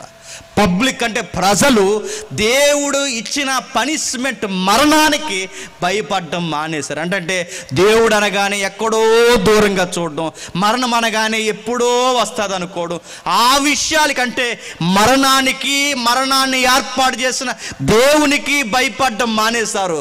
దేనికి భయపడుతున్నారు తెలుసా? ఆపదలకు భయపడిపోతున్నారు. ఇంకా కిందికి చెప్తున్నాడు చూడండి, ఆపదలకు భయపడుతున్నారు. నెక్స్ట్ దోషకృత్యాలకు భయపడుతున్నారు. అంటే భయపడవలసిన విషయానికి భయపడలేదు, అనవసరమైన విషయాలకు భయపడుతున్నారు. మనం ఎంత భయస్తులో చెప్పినా, ఈ మీటింగ్ అయిన తర్వాత ఆ సొందులో చీకటిలో నలవాలంటే భయం. మనకి చీకటి అంటే భయం, దేవుడు అంటే భయం ఉండదు. చివరికి ఏమంటే భయం చెప్పిన, మనం కట్టుకున్న బిల్డింగ్ మీదకి రాత్రులు వెళ్ళాలంటేనే భయం మనకి. మన బిల్డింగ్ మీదకండి 2 గదులు ఎక్కువ కట్టుకుని ఆ పక్క గదిలో ఏదో వస్తువు ఉంది అంటే బీరు వెనకాల ఏదో కదులుతుందంటమ్మా. నువ్వు కనుక్కున్న బీరు అంటే భయం, నీ గది ఉంటే భయం, నీ కట్టుకున్న మేడ మీదకి వెళ్ళడం భయం, చివరికి అర్ధరాత్రి భయం, వాష్రూమ్కి వెళ్ళాలంటే భయం. ఎవడా లావుని లేపటాడు, మెలుగుకుండా వెళ్తున్నాను అన్నాడు. ఎక్కడికి? వాష్రూమ్కి అడుగుతున్నాను. చీకటికి భయం, శబ్దానికి భయం, బొద్దింకల భయం, ప్రతి చిన్న జీవికి భయం, ఏదో ఆపద జరిగిపోద్దని భయం.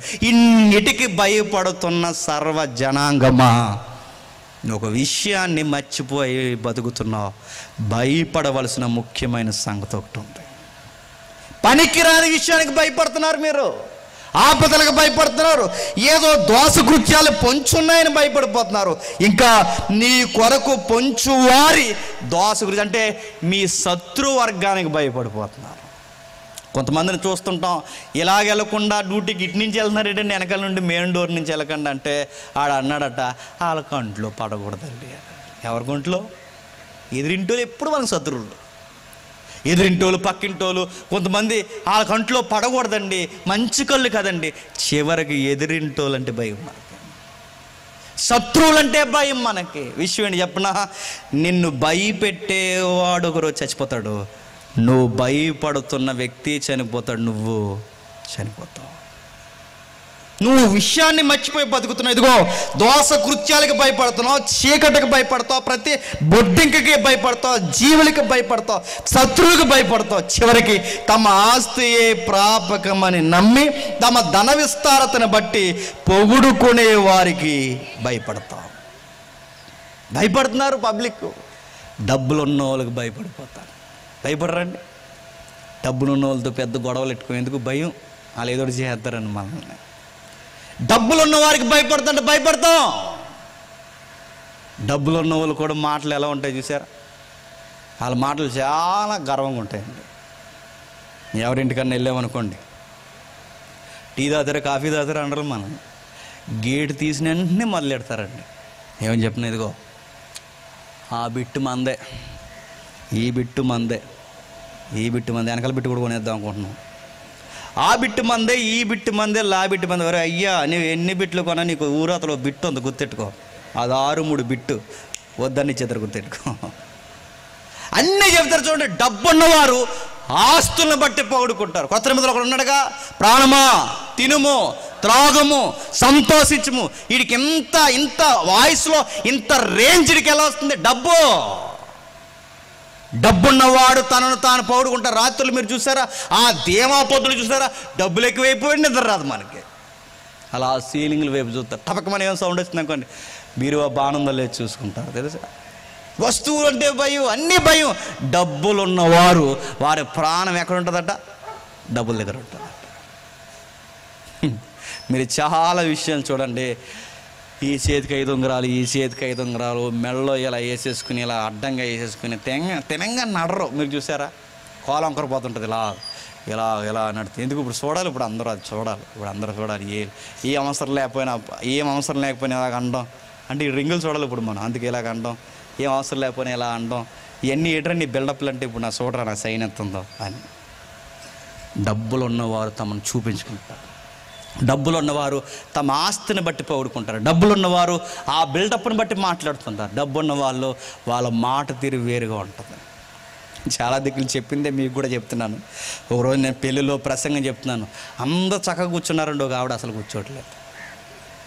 అందరూ కూర్చున్నారు, ఆవిడ కూర్చోది 70 సార్లు వేసింది. నాకు మెసేజ్ మధ్యలో ఎవరైనా లేగిస్తే చాలా ఒక్కొక్క స్పీకర్కి ఒక బలహీనత ఉంటుంది. నా బలహీనత ఏంటంటే అటెన్షన్లో లేకపోతే చెప్పలేదు. ఎవరు నటు ఇటు తిరిగితే ముగించేస్తుంటారు. ఎందుకంటే వెళ్ళలేనప్పుడు ఇంకెందుకు చెప్పడం, అదొక డిస్టర్బెన్స్ ఉంటుంది. అందరూ బాగా నా పద్ధతి మా వాళ్ళకి తెలుసు, కానీ అందరూ బాగానే కూర్చున్నారు. ఆవిడ మాత్రం అస్సలు 70 సార్లు వేసింది. పెళ్ళికూతురు బాగానే కూర్చుంది, పెళ్ళికొడుకు బాగానే కూర్చున్నాడు, అందరూ బాగానే కూర్చుంది, ఈవిడ కూర్చోదు. పెళ్ళి అయిన తర్వాత అడిగి, వరే ఏట్రా మీ అత్త అన్నిసార్లు వేసింది ఏట్రా అని అడిగితే, అప్పుడు మా వాడు అన్నారు, రే మా అత్త కొత్త నక్లీస్ కొందరా అన్నాడు. ఇప్పుడు ఆ నక్లీస్ అందరూ చూడాలంటే చెప్పండి 70 సార్లు వేసింది. డబ్బున్న వాళ్ళట తమ డబ్బే ప్రాణమని బతుకుతారండి. మీరు చూడండి, డబ్బున్నవారు తమ డబ్బుని బట్టి పొగుడుకుంటారు. మనం ఎవరికి భయపడతాం చెప్పిన, డబ్బులు ఉన్నవాడికి కూడా భయపడతాం, శత్రువులకు భయపడుతున్నావు, చీకటికి భయపడతావు, ఆపదకు భయపడతావు, ఎదుటోడు బలవంతుడైతే భయపడతావు, అన్నిటికీ భయపడతావు. మన ఒక విషయం, డబ్బులు ఉన్నవాడు చనిపోతాడు, డబ్బులు లేనోడు కూడా చచ్చిపోతాడు. శత్రువు చనిపోతాడు, శత్రుత్వానికి భయపడుతున్నా నువ్వు కూడా చనిపోతావు. మిత్రులు చనిపోతారు, ప్రేమికులు చనిపోతారు, బంధువులు చనిపోతారు, సామాన్యులు చనిపోతారు, సామంతులు చనిపోతారు, అందరూ చనిపోతారు. ఏం చెప్పాలనుకుంటున్నారు కోరాహ కుమారులు? వాళ్ళ దర్యాప్తులో తేలిని ఏ విషయాలు అయ్యో జనాంగమా, మీరు ఏవేవో తూకాలు వేసుకుని బతుకుతున్నారు, కానీ ఒక భయంకరమైన విషయాన్ని మర్చిపోయి బతుకుతున్నారు. ఇంకా ఏం చెప్పాలనుకుంటారు? 10వ వచనం, జ్ఞానులు చనిపోదురన్న సంగతి అతనికి కనబడకుండా పోదు. నేను అడుగుతున్నాను, ఎంత సైంటిస్టులు అయినా చచ్చిపోతారు. నేను అడుగుతున్నాను, ఐజాక్ న్యూటన్ ఎలాంటోడండి? చచ్చిపోయాడు. స్టీఫెన్ హాకింగ్ ఎలాంటోడండి? చనిపోయాడు. సాపేక్ష సిద్ధాంతం కనుక్కున్న ఆయన పేరు ఐన్స్టీన్ ఎలాంటోడండి? చనిపోయాడు. ఆయన మెదడుని ఇప్పటికీ మ్యూజియంలో దాస్తున్నారు. ఎంత మేధావని! విశ్వం యొక్క సూత్రాలు కనిపెట్టాడు, విశ్వం యొక్క ద్రవ్యరాశిని కనిపెట్టాడు, విశ్వం యొక్క గ్రావిటీలు కనుక్కున్నారు, విశ్వం యొక్క వైశాల్యాన్ని కొనుక్కునే సూత్రాలు చెప్పారు, విశ్వం డార్క్ మ్యాటర్ ఎలా ఉందో చెప్పారు. ఇంత నాలెడ్జ్ ఉన్న వేళ కూడా మరణం ఎందుకు వస్తుందో చెప్పలేక చచ్చిపోయారు. జ్ఞానులు చనిపోయారు. ఎలక్ట్రికల్ రంగంలో ఒక ఊపు ఊపుతుంది, ఎప్పటికీ ఊపుతుంది. దాని పేరు యాపిల్. యాపిల్ ఫోన్ ఉంటే రాయల్, యాపిల్ ట్యాబ్ ఉంటే రాయల్, యాపిల్ బ్రాండ్ ఉంటే రాయల్టీ. అందుకే మన యాపిల్ ఫోన్ కాకపోయినా యాపిల్ డొక్కు వేసుకుంటాం వెనకాల. యాపిల్ డొక్కు అని. యాపిల్ అంటే సగం కొరికేసిన యాపిల్ అంటే మనకి రాయల్టీ. విషయం ఏంటి చెప్పిన, నిజంగా యాపిల్ ఫోన్ ఇప్పటికీ దాటేది లేదు, బహుశా ఎప్పటికీ ఏ ఫోన్ దాటదని నేను బలంగా నమ్ముతాను. ఎందుకంటే ఆ ఫోన్కున్న అడ్వాన్స్ టెక్నాలజీ ఏ ఫోన్కు ఉండదండి. ఒక సినిమా 3 గంటల సినిమా ఒక ఫోన్తో తీయొచ్చు అంటే మీరు నమ్మగలరా? 3 గంటలు అంటే అంత అడ్వాన్స్ 3D పిక్చర్ రికార్డ్ చేసేస్తుంది అది, అంత అడ్వాన్స్. మీరు శాంసంగ్ అంటారో ఏమంటారో, శాంసంగ్లో చూస్తే సొంతటి దగ్గర మీరు ఎన్నన్నా చెప్పండి, దానికి ఉన్న సెక్యూరిటీ దేనికి ఉంటుంది.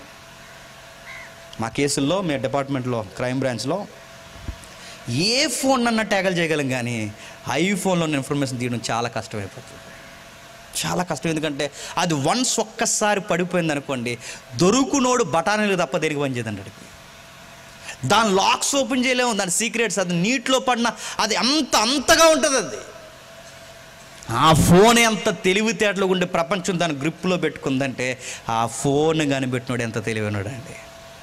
ఆయన పేరు స్టీవ్ జాబ్. ఇష్టమేంటి చెప్పిన, చచ్చిపోయాడు.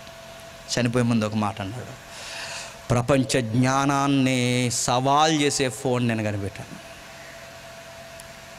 పేరు సంపాదించాను, డబ్బు సంపాదించాను, జ్ఞానం సంపాదించాను, రణరంగంలో ఇదిగో ఈ ఎలక్ట్రికల్ రంగంలో ఒక నూతన వరవడి తీసుకొచ్చాను, అన్నీ కనిపెట్టాను, కానీ ఈ మరణం ఎందుకు వచ్చిందో కనిపెట్టలేదు.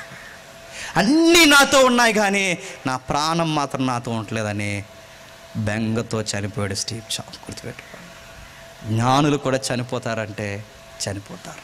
ఇంకా ఉన్నారట, మూర్ఖులు పశుప్రాయులు ఏకముగా చచ్చిపోతారు. ఎవరు చచ్చిపోతారండి? మూర్ఖులు. జ్ఞానులు మూర్ఖులు. అడుగుతున్నాను, మూర్ఖులంటే ఎవరు? మూర్ఖులంటే ప్రతి ఊర్లో ఈ బ్యాచ్ ఉంటారు చూసారా, మూర్ఖులు బ్యాచ్ ఉంటారు తెలుసా? మూర్ఖులు అంటే వీడికి ఏం సంబంధం ఉండదండి, ప్రతి దాంట్లోకి దూరేస్తుంటాడు వీడు. మూర్ఖులు ఉంటారు చూసారా, అంటే ఆడిని హీరో అనుకోవాలి. ఆడిని హీరో అనుకోని నేను ఏం చేస్తాడంటే వీడి పై బట్టి నింపేసి గోన్లా పొట్ట వేసుకొని, ఎంత పొట్ట ఎందుకంటే ఆ తాగేసి ఎన్ని తాగేసి ఇలా రోడ్లంటే తిరిగి ఏట్రా అంటాడు ప్రతి ఒక్కడిని. ఏదైనా గొడవ ఏట్రా అంటాడు, ఓటు పళ్ళు ఉడిపోదు అంటుంటాడు. ఇవన్నీ చూస్తుంటే అందరికీ భయమే. ఆడితో గొడవెట్టుకో, నోట్లో నోరెట్టడం అదో రకమైన కంపు. ఆడు మాటలు, ఆ దరిద్రం అందరికీ బరువు. ఊరుకు ఆడిని ఏమన్నా అన్నామంటే మళ్ళీ ఆడు వెనకలో పెద్ద మంద ఉంటారు, ఆ మంద అందరూ చెత్తుంటారు. ఎందుకంటే ఈడే మూర్ఖుడు, ఇంక వెనకాల వాళ్ళు మూర్ఖులు. అని ఏం అనలేం, అలా తిరుగుతుంటాడు. ప్రతి ఒక్కడికి తలాతో ఒక గొడవ ఉండదు. దారిలో అమాయకుని కూడా ఎత్తుంటాడు. ఆ గొడవలో గీడు ఈ గొడవ, వీడికి గొడవ సంబంధం మధ్యలోకి వెళ్ళి ఆయన కూడా ఈయన కూడా ఎత్తుంటాడు. మూర్ఖుడు. బాగున్నవారంటే గొడవ ఆడుతావు, బాగాలేదంటే గొడవ ఆడుతావు, భోజనం తింటే గొడవ ఆడుతావు, భోజనం కొత్త గొడవ, పెళ్ళో గొడవ, అన్నీ గొడవే. ఇలాంటి మూర్ఖుడికి తమ్ముళ్ళు ఉంటారు, అన్నదమ్ములు బేసలు బామ్మర్దులు ఉంటారు కదండి. ఆడిని ఏమని అంటే ఆడి సేవలో ఊతుంటారు, రే ఆడు ఎలాగన్నాడు రా, వీడు ఎలాగన్నాడు, ఎవడరా అన్నదండి ఆడు వెళ్దాను అంటే చర్రని ఏదో పెద్ద హీరోల్లాగా, స్పైడర్ మ్యాన్ లాగా, సూపర్ మ్యాన్లో వచ్చేసి అమాయకుడి ఇంటి మీద పడిపోయి కొట్టేసి వెళ్ళిపోతుంటారు. మా సైడ్ ఒకడు ఉండేవాళ్ళు అండి, కార్లు తీసుకుని చితగొడేసేవారండి అందరినీ. అప్పుడు నేను చిన్నోడిని. ఆ తర్వాత ఆడు కొడేస్తున్నప్పుడు, వయసు పెరుగుతున్నప్పుడు ఆడికి వయసు తగ్గింది. ఒకరోజు ఏమైంది చెప్పినా, ఆడిని హాస్పిటల్లో జాయిన్ చేశారు. జాయిన్ చేసాక ఎందుకు జాయిన్ చేశారంటే ఎంక్వైరీలో తేలింది ఆడి కిడ్నీ ఎక్స్పైర్ అయిపోయింది. అంటే వయసు అయిపోతే మరి కిడ్నీలు బతకేయండి. ఈ కిడ్నీలు పోయాక జాయిన్ చేస్తారు. ఈ జాయిన్ చేసేసినప్పుడు తమ్ముడు వచ్చారు, అన్నయ్య త్వరగా బయటికి రాడా, ఆడు చాలా ఎగస్ట్రాలు చేస్తున్నాడు రా, ఆడిని ఏదో చేయాలంటే అప్పుడు ఇలా అన్నయ్య అంటున్నాడు. ఈ మూర్ఖుడు అంటే అన్నీలేరా అన్నాడు. బండి అయిపోయింది రా అయ్యా, బండి బోరుకొచ్చేసింది. ఒకప్పుడు ఎవడ మీద కన్నా తిరగబడే ఈ మూర్ఖుడు ఏదో రోజు కాలు గుద్ది, కిడ్నీలు పోతాయి, లివర్లు కొడతాయి, ఏదో ఒక రోజు మంచం పడతాడు. ఒక రోజు వచ్చిన పొగరు ఎండ్ ఆఫ్ లైఫ్లో ఆ పొగరు నీకు కనబడదు, గుర్తుపెట్టు, అయిపోతావు. మూర్ఖులు, రౌడీ సీటర్లు, దుర్మార్గులు కూడా ఒకరోజు చచ్చిపోతారు. జ్ఞానులు చనిపోతారు, మూర్ఖులు చనిపోతారు. నేను అడుగుతున్నాను, ఇందాక నుంచి చనిపోతారు చెప్తున్నారు. నేను ప్రశ్న మళ్ళీ అడుగుతున్నాను, చనిపోయిన తర్వాత ఏమవుతారు? అది మనకు కావాలి. ఇంకా కింద చెప్తున్నాడు చూడండి, వారు తమ ఆస్తి ఇతరులకు విడిచిపెట్టుదురు, తమ ఇండ్లు నిరంతరము నిలిచినని, తమ నివాస స్థలములు తరతరములు ఉండునని వారు అనుకుందరు. తమ భూములకు తమ పేర్లు పెడతారట, తమ ఆస్తులు ఇతరులకి విడిచిపెట్టి వెళ్ళిపోతారట. చూసారా, దాస్తారు. ఆడిని మోసం చేసి, ఈయన మోసం చేసి, ఆడిని మోసం చేసి, ఈయన మొత్తం మీద 10, 20, 30, 40 అలా ఇలా మొత్తం మీద ఆ కబ్జా చేసి మొత్తం దాస్తారు. దాసి వెనకాల వచ్చిన వాళ్ళకి ఇచ్చేసి వెళ్ళిపోతారు. ₹1 పట్టుకెళ్తారండి. ఒక ఏరియాలో ఒక రాజకీయ నాయకుడికి కరోనా వచ్చేసింది. డాక్టర్ గారి దగ్గరికి వెళ్ళి, అయ్యా నన్ను బతికించు, నీకు 5 కోట్లు ఇస్తాను బతికించు. అంతే, కరోనా మంచి ముమ్మరంగా నడుస్తుంది ఆ టైంలో. నీకు 5 కోట్లు ఇస్తాను బతికిందంటే డాక్టర్ అన్నాడు, నీకు 5 కోట్లు ఇస్తాను అర్జెంట్గా ఎక్కడి నుంచి వెళ్ళిపో అన్నాడు. విషయం చెప్పిన 5 కోట్లు కాదు, కోట్ల రూపాయలు ఉన్న రాజకీయ నాయకుడు చచ్చిపోయాడు. చచ్చిపోతారంటే చనిపోతారు. తమ ఆస్తి ఇతరులకు విడిచిపెట్టి వెళ్ళిపోతారు. తమ ఇండ్లు నిరంతరం నిలిచినని, తమ నివాస స్థలంలో తరతరములు ఉండునని, తమ ఇళ్లకు భూములకి తమ పేర్లు పెడతారట. భూములకి ఇల్లుకి పేర్లు పెడతారంటే పెట్టరండి. వినండి, ముగించుకుందాం. పెడతారంటే పెడతారు. ఎలా పెడతారు తెలుసా? మీ భూములు ఏంటో నాకు తెలియదు, నా భూములు ఏంటో మీకు తెలియదు. అందుకే మనందరూ తెలిసిన భూములు అన్నీ చెబుతాను వినండి. ఎందరమ్మ భూములు అన్నారు. క్వశ్చన్ అడుగుతున్నాను, ఎందరమ్మ ఏది? లేదు. రాజీవ్ గృహకల్ప అన్నారు, రాజీవేడి లేడు. చంద్రన గృహాలు అన్నారు, నెక్స్ట్ ఏంటని అడగండి. జగన్ అన్న నివాస స్థలాలు అంటున్నారు, నెక్స్ట్ ఏంటని అడగండి. ఇప్పుడు నెక్స్ట్ అడుగుతున్నాను, జేమ్స్ గారి ఇల్లు అని రాస్తారు. జేమ్స్ ఎన్ని రోజులు ఉంటాడు చెప్తున్నాను, ఉండడు. భూములకి పేర్లు పెడతాం, పేర్లు ఉంటాయి చెప్పండి, మనుషులు. డబ్బున్నవారు చనిపోతారు, డబ్బు లేని వాళ్ళు చనిపోతారు, ఆస్తులు ఉన్నవారు చనిపోతారు, నివాస స్థలాలు ఉన్నవారు చనిపోతారు, భూములు ఉన్నవారు చనిపోతారు, ఘనత వహించిన వారు చనిపోతారు. కిందకి చెప్తున్నాడు 13వ వచనంలో, స్వతాశయ పూర్ణులను వారి నోటి మాటను బట్టి వారిని అనుసరించిన వారిని కూడా ఇదే గతి చచ్చిపోతారు. వీళ్ళెవరు? ఇదేం బ్యాచ్? ఇది విచిత్రమైన బ్యాచ్. ఈ బ్యాచ్ ఎవరు తెలుసా? వీళ్ళ స్వతాశీ పూర్ణులు అంటే వీళ్ళ కొన్ని నీతి సూత్రాలు చెప్తారనమాట. అరే ప్రతిదానికి కోప్పడిపోతారేట్రా, ఎక్కువ కోప్పడకు, ఆయుష్ తగ్గిపోద్ది, మరేం చేయాలి, కాస్త నవ్వండి అన్నారు. ఈ బ్యాచ్ ఒకటి ఉన్నారు తెలుసా సొసైటీలో. నవ్వరా, ప్రతిదానికి నవ్వు, సీరియస్గా ఉంటాయి, సీరియస్గా ఉండకు, జుట్టు ఉడిపోద్ది, సీరియస్గా ఉండకు, బీపీ వచ్చేస్తుంది, సీరియస్గా ఉండకు, కాస్త నవ్వు అనగానే ఈ నవ్వే వాళ్ళు ఎక్కువైపోయారండి పార్కుల్లో. వయసు అయిపోయిన పెద్దవాళ్ళందరికీ సిటీలో పని చెప్పినా తెల్లవారుజాము 4:30కు వచ్చి నవ్వెత్తుంటారండి. 4:30కు వచ్చేస్తారు, వచ్చేసి అలాగే 2 వాకింగ్లు చేసి ఇలా చేయబట్టుకుని ఆహాహా నవ్వెత్తుంటారు. నవ్వు రాకపోయినా నవ్వెత్తారు, ఎందుకు? బతికేద్దామని. ఎంత బాగా నవ్వుతా అంత బాగా బతికేద్దామని. ఒక ఆవిడ్ని బాగా నవ్వించేస్తారు, ఆహా అని ఉండిపోయి తీసుకొచ్చారు ఇంటికి. అలా ఉండిపోయింది. గట్టిగా నవ్వేసింది, తీసుకొచ్చారు, నవ్వు చచ్చిపోయింది. నవ్వుతే బతికేస్తారా? నవ్వుతే బతుకుతావన్నవాడు చచ్చిపోతాడు, నవ్వునోడు కూడా చెప్పండి. వాళ్ళ మాటలను అనుసరించిన వాళ్ళు కూడా చచ్చిపోతారు. అంటే నవ్వుతే బతికేస్తారు చెప్పండి. ఆ మధ్యకాలంలో సెంట్రల్ మినిస్టర్లు, పేర్లు అడగండి, సెంట్రల్ మినిస్టర్ నుండి స్టేట్ గవర్నమెంట్ వరకు కరోనాని ఎదిరించడానికి మేడల మీదకి వచ్చాట, కంచాలు తీసుకున్నట, గ్లాస్ ఒకటి తీసుకుని పో కరోనా అని గట్టి కొడతారట. ఏం పొద్దట? పో అన్నారట. అది ఎలాగ ఇంట్లోకి వచ్చేసింది, నీ సొంగకే వచ్చేసింది అది ఇంట్లోకి. నేను అడుగుతున్నాను, కంచాలు కొడితే పోద్దండి? కొవ్వు తిరిగిచ్చి మౌనం పాటించి పో అన్నారట. దేన్ని పో అంటే పోద్దా? ఇంట్లోకి వచ్చింది అది. అరిస్తే బతికెత్తావని కంచాలకి గ్లాసులు ఇచ్చి కొడితే ఎవరు చెప్పాడండి అమాయక సూత్రాలని? ఎవరో స్వతాశయ పూర్ణులు ఉంటారు, అవే పెద్ద జ్ఞానం అన్నట్టు చెబుతారు, కానీ వాళ్ళు చచ్చిపోతారు. చెప్పండి, వారు సూత్రాలు అనుసరించిన వాళ్ళు కూడా చచ్చిపోతారు. మొలకెత్తిన విత్తనాలు తినండి, మొలకెత్తిన విత్తనాలు తినండి, మొలకెత్తిన విత్తనాలు తినండి, కాస్త గడ్డి పసరగా కొంచెం చారులా కాసుకొని తినండి అన్నారట. విషయం ఏంటి చెప్పిన? మొలకెత్తిన విత్తనాలు తిన్నందుకే గ్యాస్ ఎక్కువైపు చచ్చిపోయాడు తెలుసా? గ్యాస్ ఎక్కువైపోయిన గుండు స్ట్రోక్ వచ్చేది తెలుసా? విత్తనాలు తింటే బతికెత్తాను అడుగుతున్నాను. గడ్డి విత్తనాలు తింటే బతికెత్తామంటే గేదె ఎన్ని రోజులు బతుకుతున్నారు అయ్యా? నిన్ను అడుగుతున్నాను నేను. ఆ 2 రోజులు బతుకుతుంది, మేకలు ఎంతకాలం బతుకుతున్నాయి? ఒక ఈరు అటు ఇటులో ఉండొచ్చేమో, కానీ గుర్తుపెట్టుకోండి, ఆహారాన్ని బట్టి మాత్రం కొంత స్కేల్ మారొచ్చేమో, కానీ ఆ స్కేల్ వెనకాల మళ్ళీ డెడ్ లైన్ ఏంటో తెలుసా? చచ్చిపోతాం. ముగించేస్తున్నాను. వీళ్ళందరూ చనిపోయిన తర్వాత ఏమవుతారు? జ్ఞానులు, డబ్బున్నవారు, ఘనతున్నవారు, భూములున్నవారు, ఆస్తున్నవారు, పేరున్నవారు, శత్రువులు ఉన్నవారు, మిత్రులు ఉన్నవారు, వీళ్ళందరూ చనిపోయి ఏమవుతారు? 14లో వారు పాతాళములో మందగా కూలిపోదురు. ఇదండి ప్రాబ్లం. చనిపోతామన్నది తర్వాత విషయం. చనిపోయిన తర్వాత అతిపెద్ద ప్రాబ్లం ఉంది, నరక కోపంలో పడిపోతాం. నీ శత్రువుకు భయపడుతున్నావు, డబ్బున్న వాడికి భయపడుతున్నావు, భూములున్న వాడికి ప్రతి దానికి భయపడుతున్నావు, చీకటికి బొద్దింకలకి ప్రతి దానికి భయపడుతున్నావు, కానీ చస్తే నిన్ను మింగేయడానికి రెడీగా ఉన్న పాతాళం అంటే లెక్క లేకుండా తిరుగుతున్నావు. ఈ సైనికులు దర్యాప్తులో బయటికి తీసి రాస్తున్న విషయాలు ఏంటో తెలుసా? ఓ మానవ ప్రపంచమా, నిన్ను ఇక్కడ మింగేసేది మరణమే కాదు, నీ మరణం వెనకాల నిన్ను మింగేసేది మరొకటి ఉంది, దాని పేరు పాతాళం. అది మరణం అనే ఒక కారణం చేత మింగేస్తుంది, మందలా పడిపోతాం. మరణమే ఆ పాతాళంలో కాపరై కూర్చుని ఉంటుందట. అక్కడికి వెళ్ళిన వాడు బయటికి రాలేడు. అక్కడికి వెళ్ళిన వాడు ఎన్ని ఆర్తనాదనాలు చేసినా యేసు ప్రభు కూడా రక్షించడు. యేసు ప్రభు రక్తము పని చేయని స్థలం అది, సిలువకు అర్థం లేని స్థలం అది. ఏ ఘోష, ఏ ప్రార్థన దేవుని సన్నిధికి రాకుండా బిగించేసి ఒక బంధకం, అది దాని పేరు పాతాళం. ఇని పాతాళం నరకం అంటే విని అలవాటైపోయిందేమో. చాలా భయంకరంగా ఉంటుంది అది.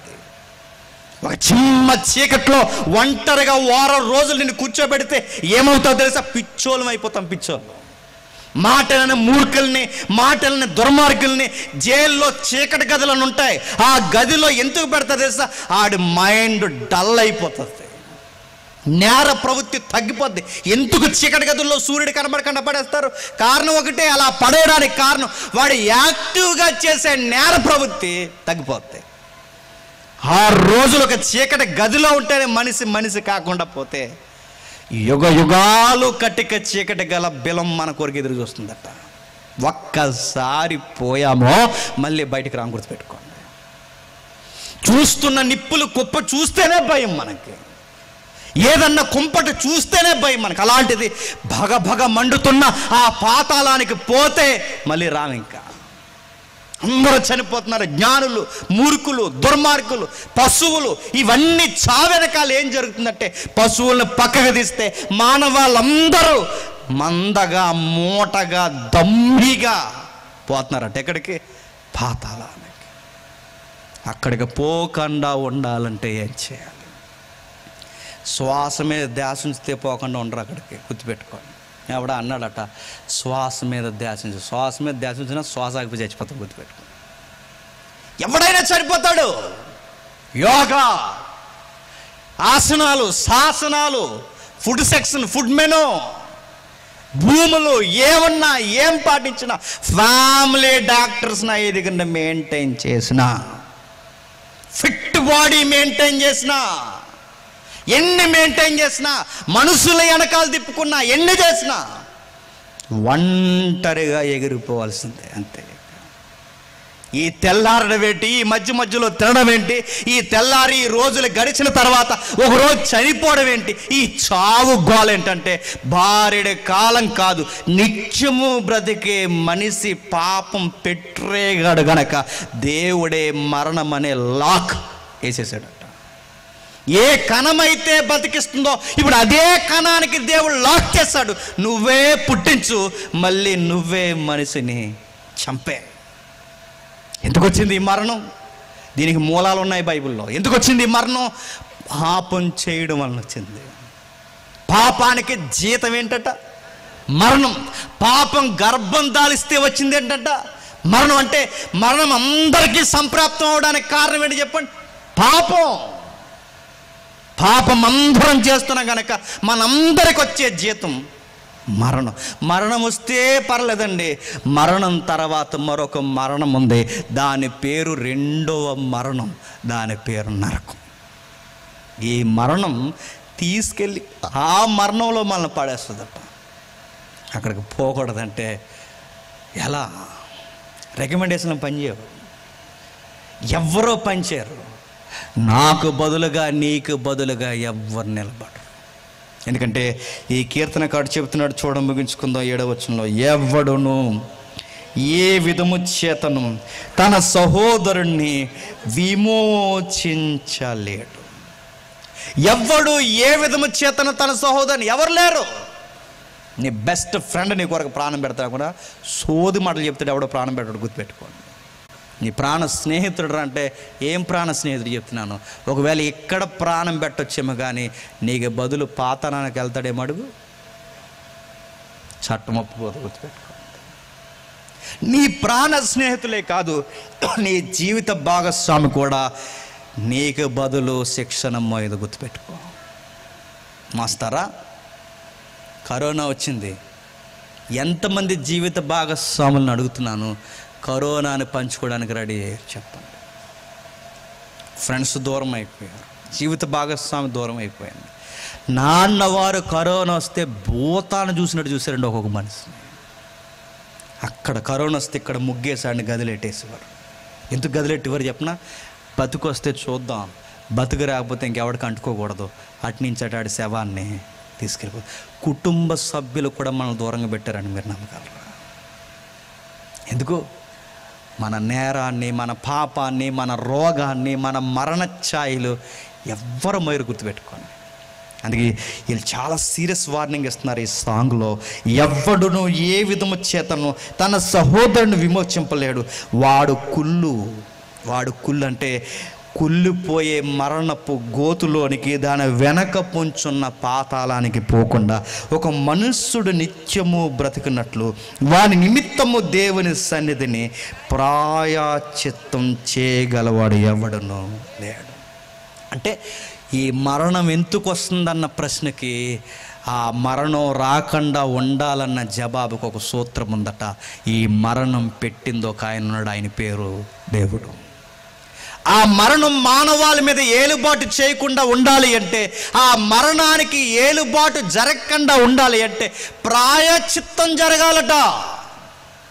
దేవుని సన్నిధిని ప్రాయశ్చిత్తం అంటే బదులు ఏదో ఇవ్వాలట, క్రయధనం ఏదో కట్టాలట. పోలీస్ స్టేషన్లో దాన్ని సూరిటీ అంటారు, దాన్ని కోర్టులో దాన్ని పూచీకత్తి అంటారు, దాన్ని చట్ట పరిభాషలో బదులు అంటారు, దాన్ని దేవుని చట్టంలో ప్రాయశ్చిత్తం అన్నారు. దాన్ని నీకు బదులుగా, అంటే నువ్వు శరీరంతో కుర్చీల్లో అక్కడ కూర్చోవాలన్నా, నేను శరీరంతో ఇక్కడ నిలబడాలన్నా, నీ శరీరానికి బదులుగా మరొక శరీరం హామీ ఇవ్వాలట. ఎవరిస్తారు? నువ్వు ప్రాణాలతో ఉండాలి అంటే నీ ప్రాణానికి నా ప్రాణానికి బదులుగా మరొక ప్రాణం నిలబడాలట. ఎవరిస్తారు? నీ ఊపిరితో నువ్వు జీవితం గడపాలి అంటే నీ జీవితానికి నా జీవితానికి బదులుగా మరొక జీవితం అక్కడ నిలబడాలంటే ఎవరు నిలబడ్డారు? క్రయధనముగా ఇవ్వాలి, అంటే రుణం కట్టాలి. రుణం, ఇదిగో ప్రభువా ఈ దేహానికి నా దేహం తీసుకో, ప్రభువా ఈ ప్రాణానికి నా ప్రాణం తీసుకో, ప్రభువా ఈ జీవితానికి నా జీవితాన్ని తీసుకొని ఈ మానవ పక్షాన నిలబడ్డానికి ఒక మానవుడు కావాలి. మానవులందరికీ రిప్రజెంట్గా ఒక మానవుడు కావాలి. దేవుడికి రిప్రజెంట్గా ఒక దేవుడు కావాలంటే అటువైపు దేవుడై ఉండాలి, ఇటువైపు మానవుడై ఉండాలి. అంటే సంపూర్ణమైన మానవుడు ఉండాలి, సంపూర్ణమైన దేవుడు ఉండాలి. అంటే అటు దేవుడికి జవాబు చెప్పాలి అంటే దేవుడై ఉండాలి, ఇటు మానవులకి జవాబు ఉండాలంటే మానవుడై ఉండాలి. ఇటు మానవుడు ఇటు దేవుడు ఉన్న ఒకే ఒక్కడు ఈ ప్రపంచాన్ని కాపాడడానికి వచ్చాడు. ఆయన పేరే నజరేయుడైన యేసుడు. గుర్తుపెట్టుకోండి, ఆయన వచ్చాడు. వచ్చి ఏం చేశాడు ఒకసారి చూడండి. మార్కు సువార్త ముగించుకుందాం. మార్కు సువార్త 10వ అధ్యాయం, మార్కు సువార్త 10వ అధ్యాయం 45వ వచనం నుండి. మార్కు సువార్త 10వ అధ్యాయం 45వ వచనం నుండి. మనుష్య కుమారుడు పరిచారము చేయించుకోవటకు రాలేదు కానీ పరిచారము చేయుటకును అనేకులకు ప్రతిగా విమోచన క్రయధనం తన ప్రాణము ఇచ్చుటకు ఆయన వచ్చిన అనేకులకు విమోచన క్రయధనముగా ఏమి ఇవ్వడానికి వచ్చాడట? ప్రాణాలతో బతికి బట్టగట్టాలి అంటే ప్రాణానికి ప్రాణం ఇవ్వాలి, మన దేహానికి దేహం ఇవ్వాలి, మన జీవితానికి జీవితాన్ని ఇవ్వాలి.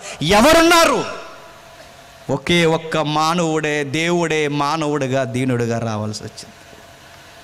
దైవసుతుడు దైవం ఎలలోనికి సశరీరుడుగా రావాల్సి వచ్చింది. వచ్చిన వాడు రుణం చెల్లించాడు. ప్రభువా ఇదిగో నన్ను చూసి వీళ్ళని వదిలే. చాలామంది అడుగుతున్నారు ప్రశ్న, యేసు ప్రభు నమ్ముకుంటే మరణం రాదా అంటే బైబిల్ సూత్రం అర్థమైతే మరణం రాదు. గుర్తుపెట్టుకోండి, కంగారు పడకండి. మరణం రాదంటే రాదు.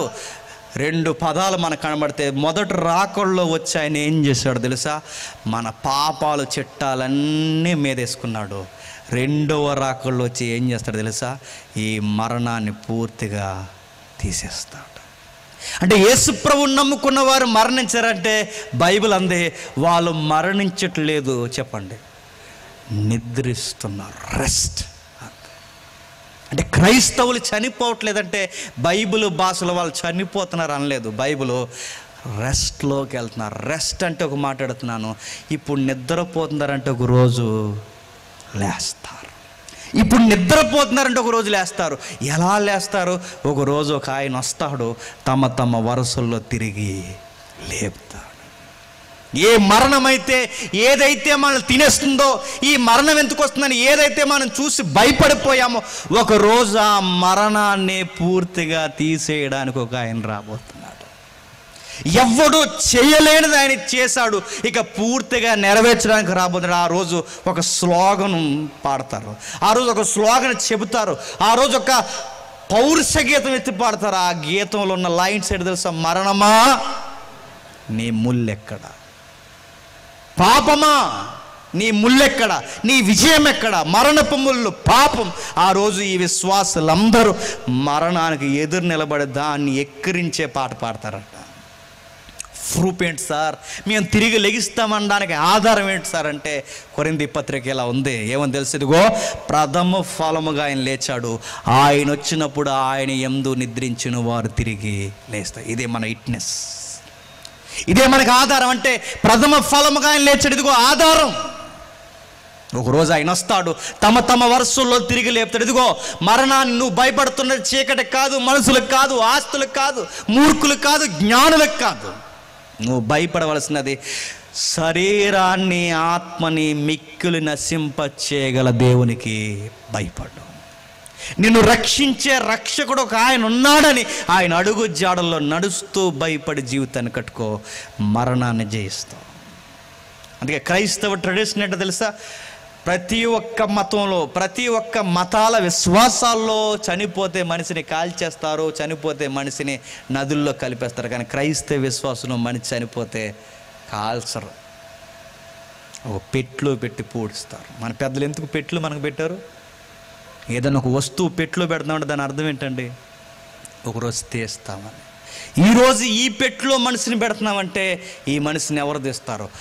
ఆయన యందు ఎవరైతే విశ్వాసం కలిగి జీవించాడో ఆ నజరేయుడైన యేసు ఒక రోజు వచ్చి ఆ మనిషిని తిరిగి లేపుతాడు. డౌట్ అడుగుతారు చాలామంది, మరి అప్పుడు కుళ్ళిపోతాం కదంటే నీకు ప్రూఫ్ ఏంటో తెలుసా? కుళ్ళిపోయిన లాజర్ను కూడా ముందే తిరిగి లేపాడు. ఎండిన ఎముకలను సజీవంగా మార్చాడు, కుళ్ళిన దేహాలను సజీవంగా మార్చాడు. నువ్వు కుళ్ళి పురుగులు బట్టి మట్టిలో కలిసిపోయినా ఒక రోజు వచ్చి తిరిగి లేపుతాడు. ఈ కీర్తన నీకు నాకు ఏం చెప్పాలనుకుంటుందంటే ఒక మాట చెప్తుంది: భయపడకు. నువ్వు ఏ మరణాన్ని చూసి అయితే భయపడుతున్నావో, ఏ మరణం వెనకాల ఏ పాతాళాన్ని చూసి అయితే భయపడుతున్నావో, ఆ మరణాన్ని పాతాళాన్ని బంధించేవాడు ఒక రోజు రాబోతున్నాడు. డబ్బులను చూసి ధైర్యంగా ఉండకు, దేవుని బట్టి ధైర్యంగా ఉండు. శత్రువులను చూసి భయపడకు, దేవుని ఎదుట జాగ్రత్తగా ఉండాలని భయపడు. జ్ఞానమును బట్టి అతిశయించుకు, ప్రభువును బట్టి అతిశయించు. భూములను బట్టి విర్రవీగిపోకు, ఒకరోజు గుప్పడి భూమిలో కప్పెట్టేస్తారన్న విషయాన్ని గుర్తుపెట్టుకుని దేవునికి భయపడుతూ బతుకు. మానవుడిగా నువ్వు నేను నేర్చుకోవాల్సింది ఏంటో తెలుసా? ఇదిగో నేను కట్టలేని తీర్చలేని పాపపు చిట్టాకు ఒక రుణం ఉంది, ఆ రుణాన్ని తీర్చిన ఒక ఆయన ఉన్నాడు. ఆయనే నజరేతులో పుట్టిన యేసుడు. ఆయన నమ్మితే ఏం చేస్తాడు? ఉచితముగా నిత్య జీవించేస్తాడు. అంతే, ఉచితముగా. నీ నీతి క్రియలను బట్టో నువ్వు చేసి ఏదో ఘనకార్యాలను బట్టో రక్షణ రాదు, కానీ ఉచితముగా రక్షణ వస్తుంది. రక్షణ వచ్చిన తర్వాత నేను నీతిగా బతికి నీతి క్రియలు చేయమన్నాడు. ఇది చేయి, నీ దేవుడు నిన్ను మరింత నిత్యత్వంలో కూర్చోబెడతాడు. నీ దేవుడు నిన్ను తీసుకెళ్ళి ఇదిగో నువ్వు ఊహించని ఒక ఉన్నతమైన జీవితాన్ని ఇస్తాడు. మందలా పాతాళంలో పడిపోయే మనల్ని తీసుకెళ్ళి ఉన్నతమైన బంగారు రోడ్లతో వెలసెలుతున్న నిత్య జీవంలో పెడతాడు. అది ఎంత రుణం అంటే వారి ప్రాణ విమోచన ధనం బహు గొప్పది, అది ఎన్నటికీ తీరక అట్లా ఉండాల్సిందే. ఆ రుణాన్ని మనం ఏమిచ్చి కట్టలేము, ఆ రుణాన్ని ఏది ఇచ్చినా మనం తీర్చలేం. ఎందుకంటే ఆయన ప్రాణానికి మనం విలువ కట్టలేం. మన వెనకాల ఎంత ప్రమాదం ఉందో ఆ రోజు ఎవరికి అర్థమైందట? ఈ సైనికులకి. ఎవరికి? కోరాహు కుమారులకి. ద్వారం దగ్గర నిలబడి వస్తూ పోతున్న వాళ్ళందరిని చూసి అయ్యో ఎంత పెద్ద ప్రమాదం ఉంది, వీళ్ళకి అర్థం అవ్వట్లేదు, ఈ జనాలకి చెప్పాలని ఇలాంటి కీర్తనలు ఎలుగెత్తి రాశారు.